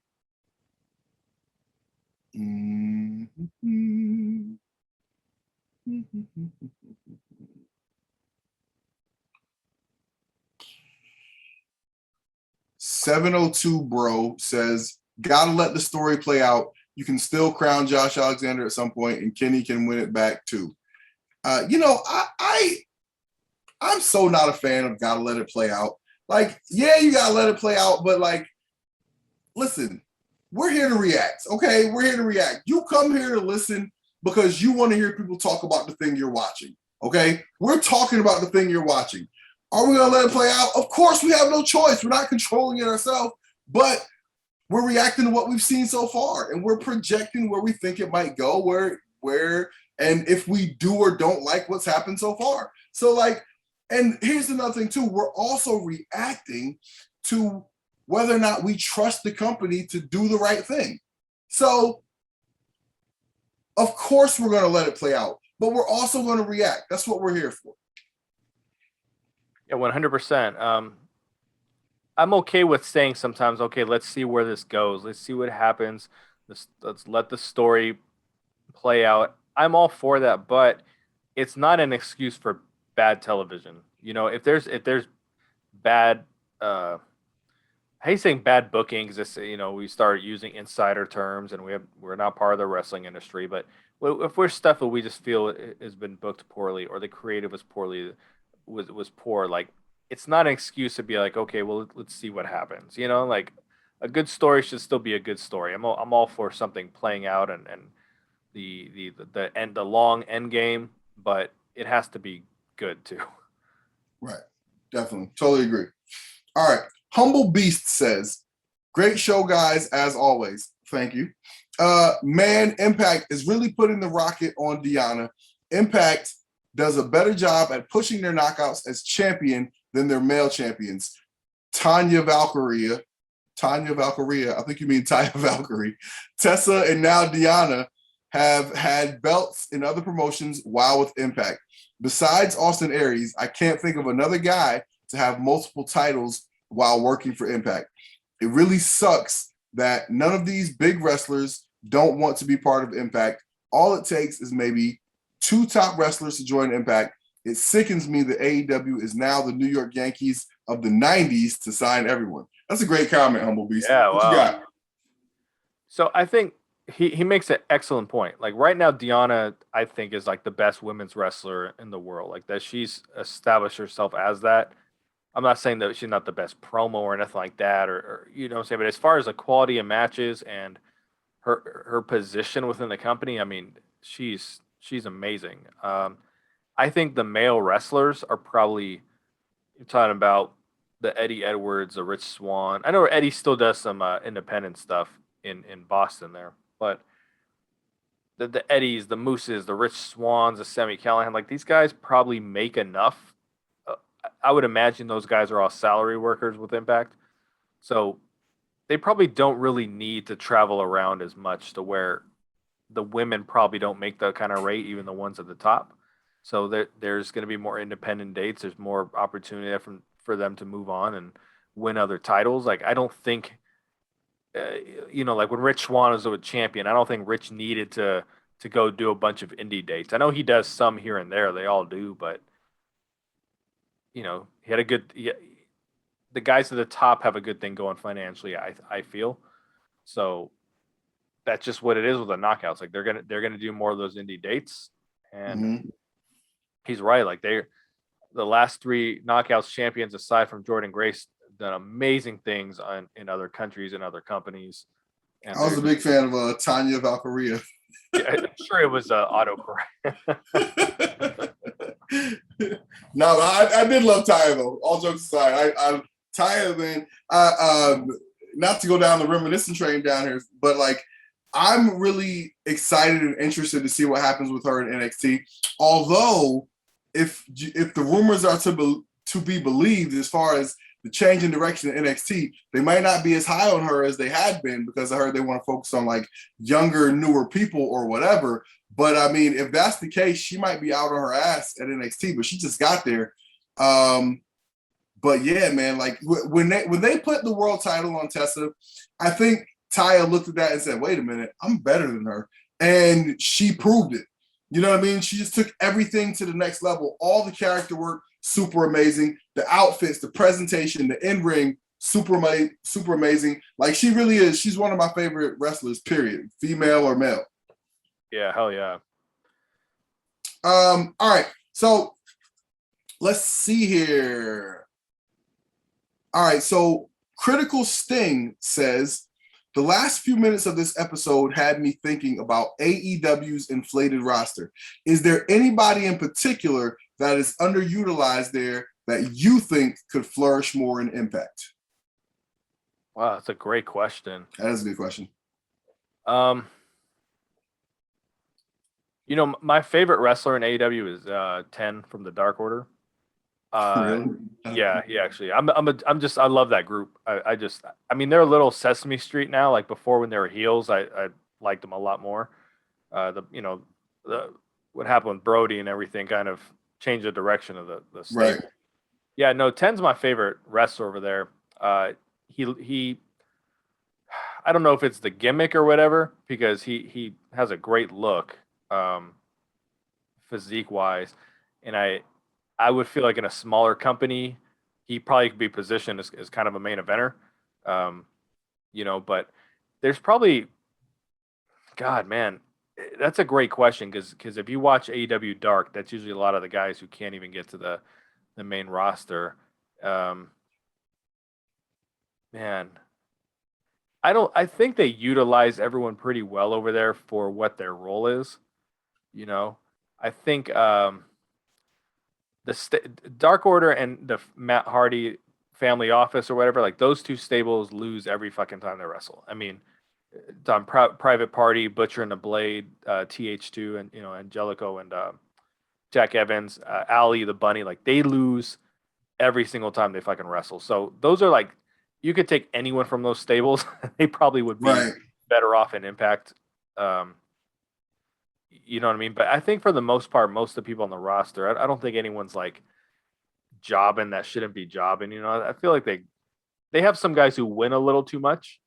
Like I think Orange Cassidy could stand to be jobbed out a few times. Same with Darby Allin. I mean, they're so little. Like I feel like, how come they haven't gotten their ass kicked ever? Good point. But yeah, I can't say there's really anyone over there. I don't know if you can think of someone that's just like, man, they're just not doing that. Oh yeah, my number one draft pick, baby, is Platinum Max, baby. Let me go out Platinum Max hat. Yo. The cool factor gonna turn it up. Everybody out there at podcast, say what? No. Yo, nah, for real though, Platinum Max, man. Free Platinum Max. First of all, listen, that was some bullshit. Like, first of all,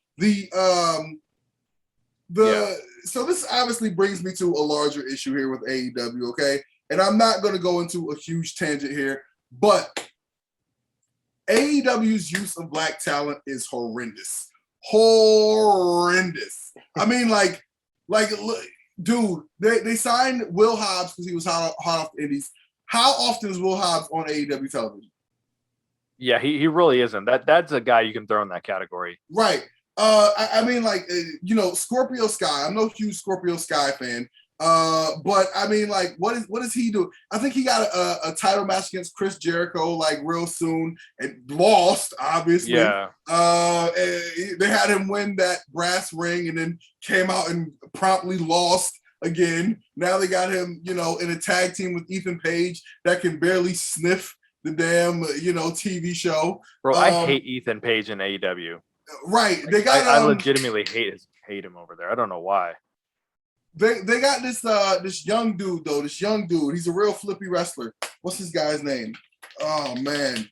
I can't think of his name.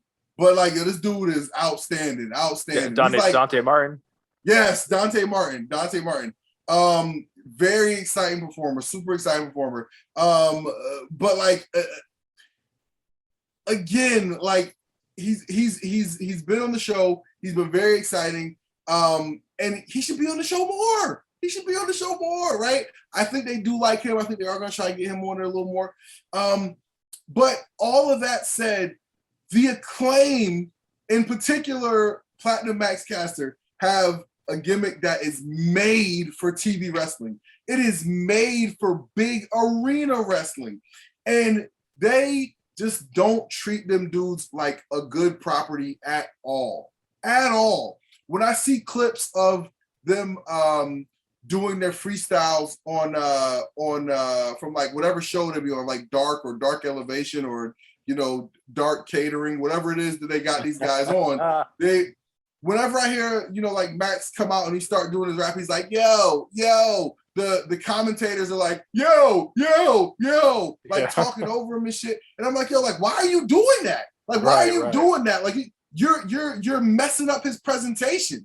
You know what I mean? Like, you're disrespecting the art of what he's doing, and you're messing up his presentation. Like, why are you doing that? Why isn't the boss saying, yo, dumbass commentators, you're messing up his presentation? Why are you doing this? And so, so he does his raps and he tries to get topical and current or whatever. And so everybody knows by now the stupid rap he did where he mentioned Simone Biles and Duke Lacrosse. And by the way, let me just say, rape jokes are always out of bounds, and you're an idiot if you make rape jokes. That's stupid and it's out of bounds. Even if you're trying to be edgy, it's just stupid. There's no rape jokes, it's never okay, and it's just something you should never ever do. So to mention the Duke Lacrosse thing, I think that was stupid. That was a stupid chance to take and just something you shouldn't do.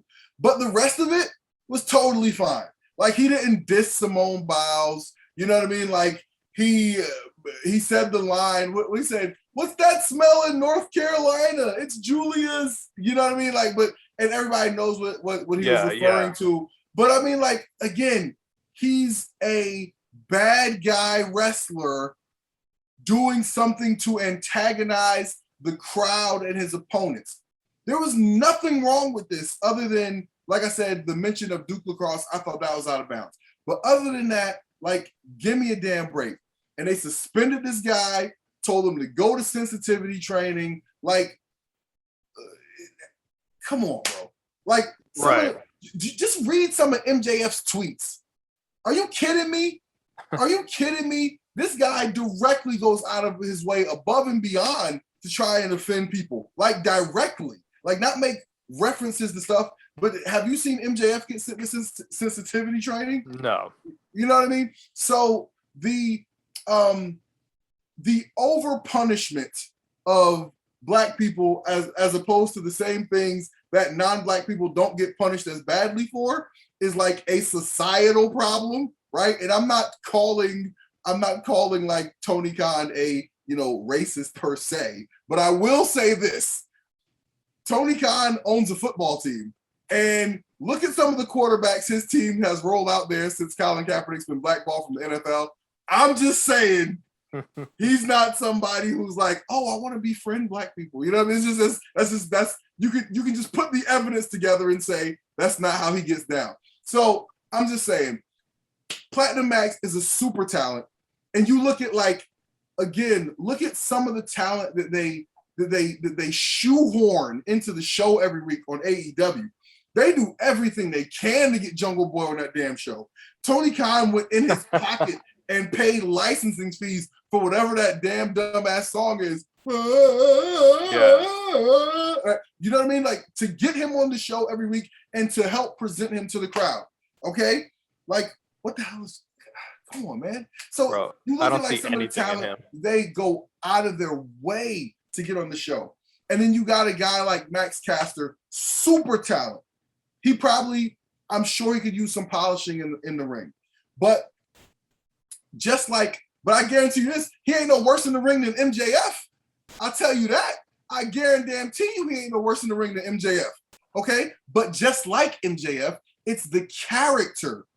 It's not the wrestler. This is not the I'm gonna jump backwards off the top rope through a coffin. Okay? That's not what you're selling here. So anyway, that was a very long-winded way to say, if I could take a talent from AEW, it would be Platinum Max Caster, and he could even bring in his tag team partner. We take the whole Acclaim. But yes, Platinum Max would be my draft pick. KM was saying on Kevin Matthews, KM used to be part of Impact. He was saying on Facebook that when he was part of Impact, he was trying very hard for Impact to pick up Anthony Bowens. And they weren't interested, I guess. But he said every set of tapings, he's like, "Yo, bring this guy in." He's probably a dude. I actually don't like his fit with Max Caster. Max Caster. I like Max Caster, and I enjoy the segments and the rapping and everything. But Anthony Bowens to me doesn't fit that gimmick even a little bit. No, it doesn't. Anthony Bowens comes off as super nice guy, super mellow. I'll give you some intensity if you get me riled up type dude. Max Caster is brash, bold, in your face. But I think Anthony Bowens under some kind of different gimmick. I think at Impact he'd be excellent. I think Leva Bates is someone who has been very unutilized there, who I respect as a wrestler quite a bit. I I remember Leva Bates. That's the librarian, right? Yeah.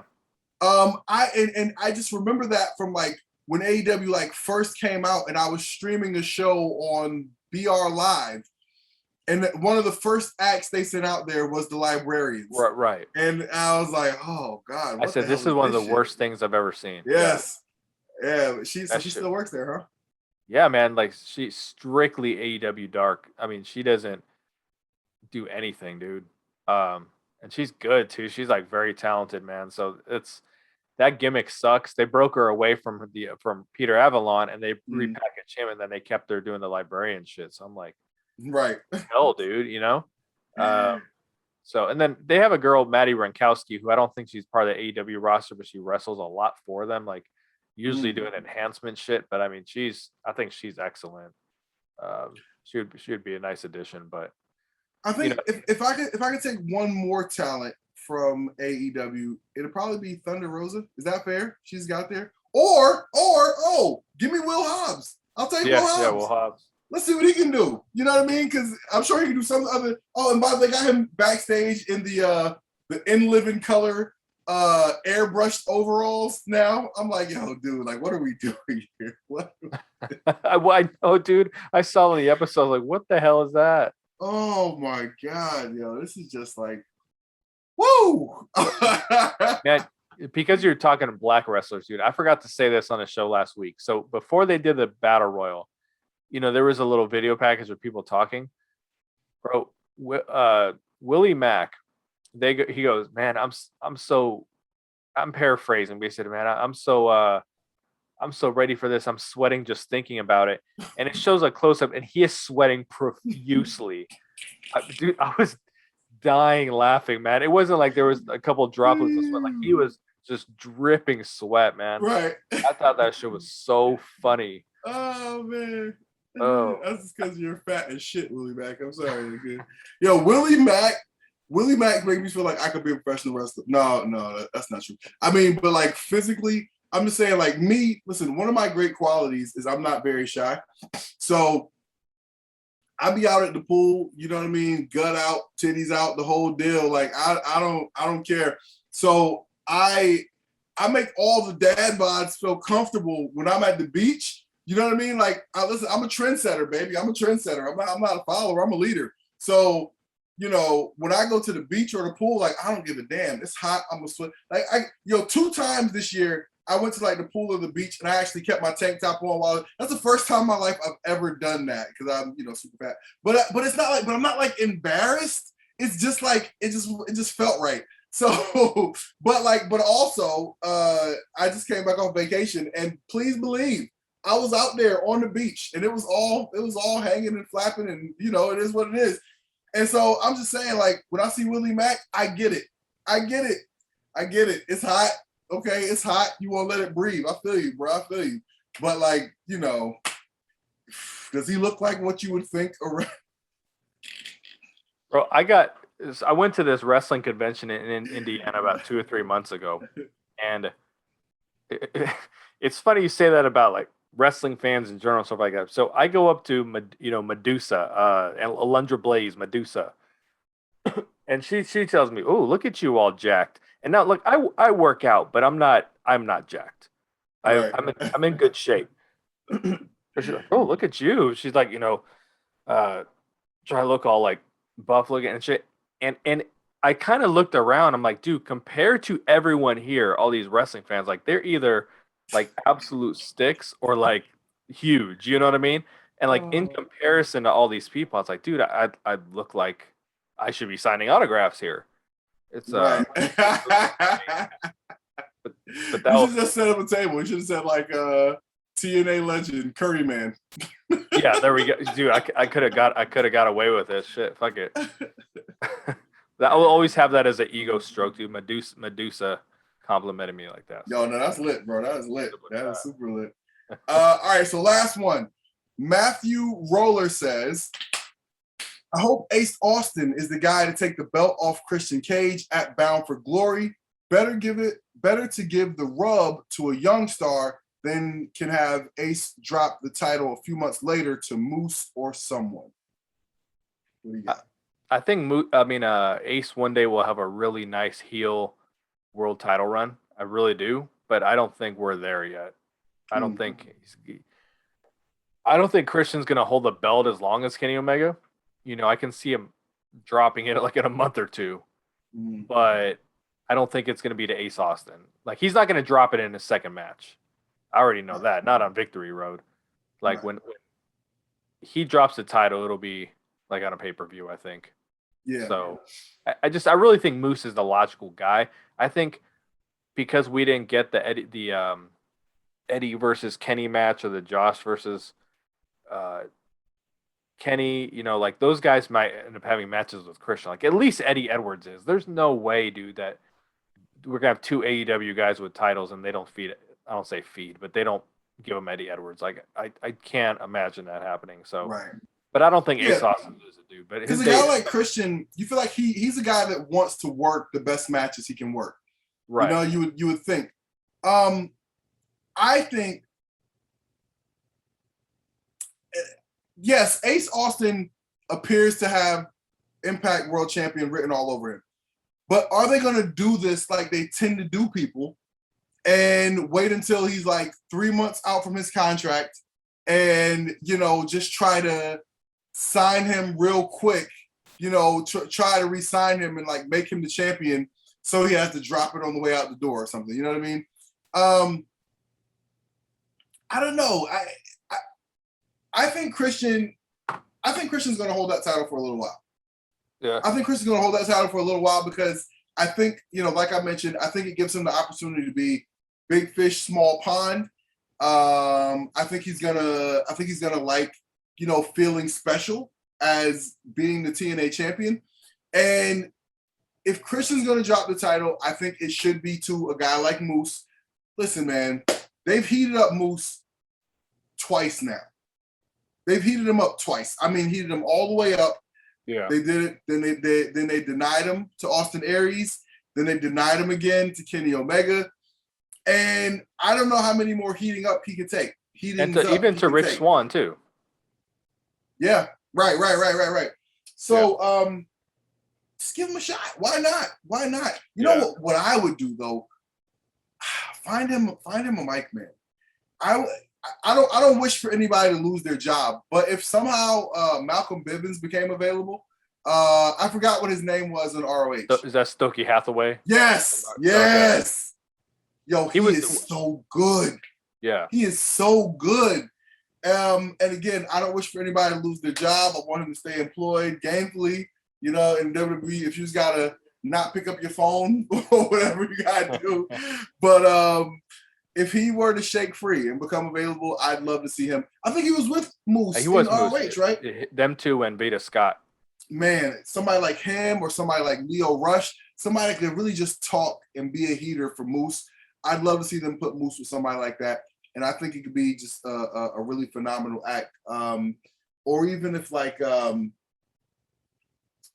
this sounds like a weird combination, but if somehow Maria Kanellis were to, if like Maria Kanellis and Mike Bennett also were to like shake free, I could see them, man, put Moose, just give him somebody that's like a really good like mic person, you know what I mean? A really good promo person.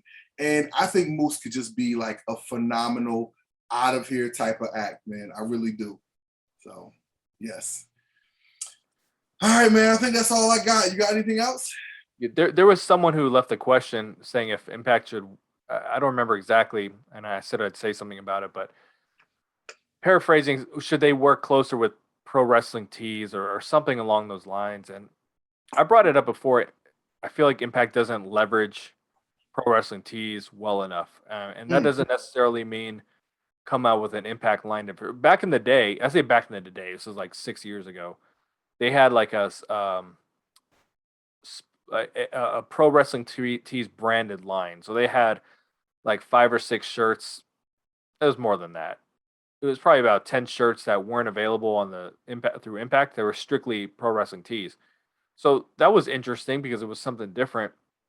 But even if you go through the wrestlers who are part of Impact, dude, none of them have good shirts. None of them have new shirts.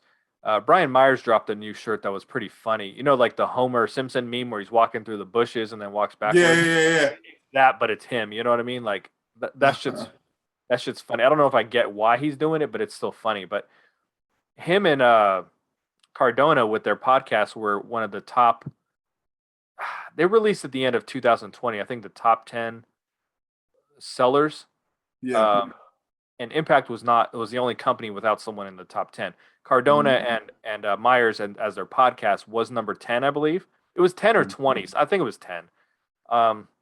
So there's a couple guys that know how to make their money off that place, but it just seems like there's a big disconnect with Impact and merchandise, like how to get people to say, "I want that shirt," to where AEW and PWTs has a like perfect freaking marriage, like it's crazy.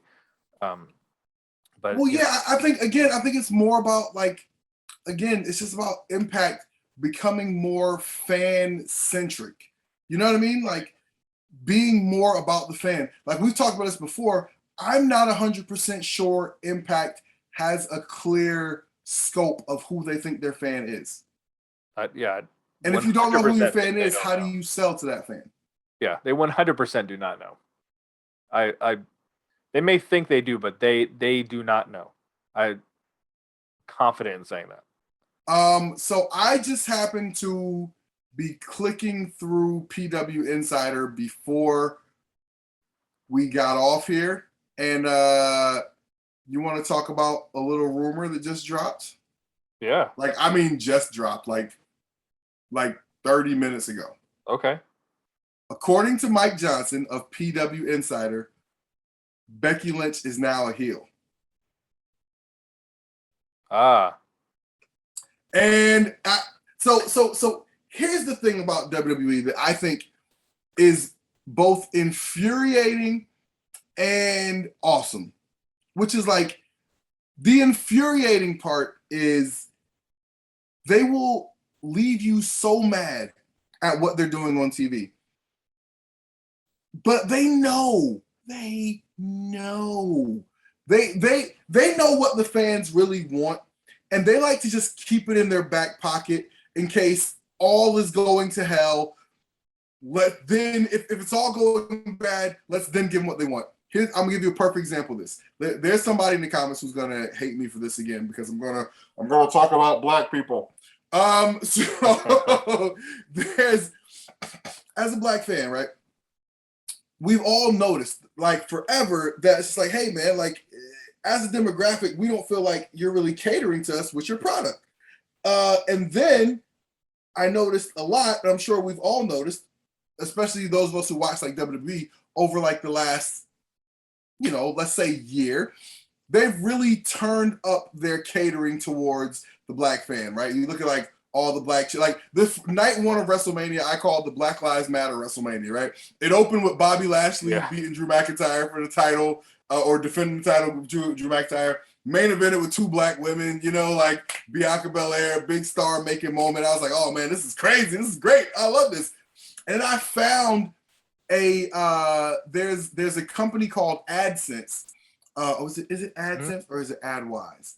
But anyway, there's a little interview with Stephanie McMahon from, I want to say, May or June of last year, and she's talking about their marketing, and she's talking about specifically how they've always known that WWE over indexes with black fans, meaning that like the percentage wise that they're actually heavier with black fans than like other fans, and so they've been making it a point to tell more stories to like cater towards that fan. And so this is why you're seeing like a lot of the backlash for what happened to Bianca Belair, because people are like, yo, you just heated her up. We've been here like waiting and supporting, and you did, a couple of weeks ago, you got her at the Rolling Loud Festival, and now, you got her getting smashed in 2 seconds by Becky Lynch. But they keep that information in their back pocket, right? And they wait until, if you look at the ratings, right, this past year, WWE was hemorrhaging fans. And they're like, you know what? let's cater to this audience. You know what I mean? And so then we started seeing all the stuff we started seeing. And so again, with everything, right? Like with all the stuff that the fans really think they want and really think they're pushing for, WWE knows you want that. They can hear you. They're just ignoring you. Okay, like it's like I have a 3-year-old. Okay, it's the same thing. I know you can hear me. You're just ignoring me. Okay, so I'm gonna have to get your attention one way or another, son. But anyway, but it's the same thing with like WWE, and so I think this is super interesting. They're coming back with Becky Lynch as a heel, because I was sitting here watching this, thinking to myself, we said this earlier. I was like, they might have just fucked up Becky Lynch. Yeah. I was like, these people might just be booing Becky Lynch because Becky Lynch just did the thing that people that made her the antithesis of Charlotte Flair, right? Like, now credit to Becky Lynch, she took it and ran with it. She created this whole the man character, and like, you know, she really took that shit and ran with it. But the guts of it were that people were sick of Charlotte, right? Just getting placed in the top spot. And then you had her come and do that very same thing, man. So again, WWE is smart. They're infuriating, but they're smart. If this is true, that Becky Lynch is actually a heel now, and this remains to be seen. If it's true, because damn it, I thought Roman Reigns was a heel for a long time, and he didn't go heel until a year ago. But if Becky Lynch is a heel now, then these guys are smart, man. They know what they're doing. There's a reason. There's a reason that they're the only people who have been thriving as a wrestling company for as long as they have. Right, I agree. All right, ladies and gentlemen, that is all we got. Thank you guys so much. Oh, by the way, we're about to tell you where we can find you on social media. I just started using a new app called Fanbase. Guys, if you just look into your search engines or wherever you look for apps, find the Fanbase app and find me. I'm at TW Talking About, like I am on any social media. So just find me on there and give me a follow on the Fanbase app. I might have some exclusive content for you guys. I actually gotta chop that up with BQ real quick, and we'll talk about maybe cooking up some fun stuff for you guys on the Fanbase app. But BQ, tell the people where they can find you on social. So it's BQ Speaks, and then that'll be on Twitter, and you can look up the Impact Lounge on Twitter and on Instagram.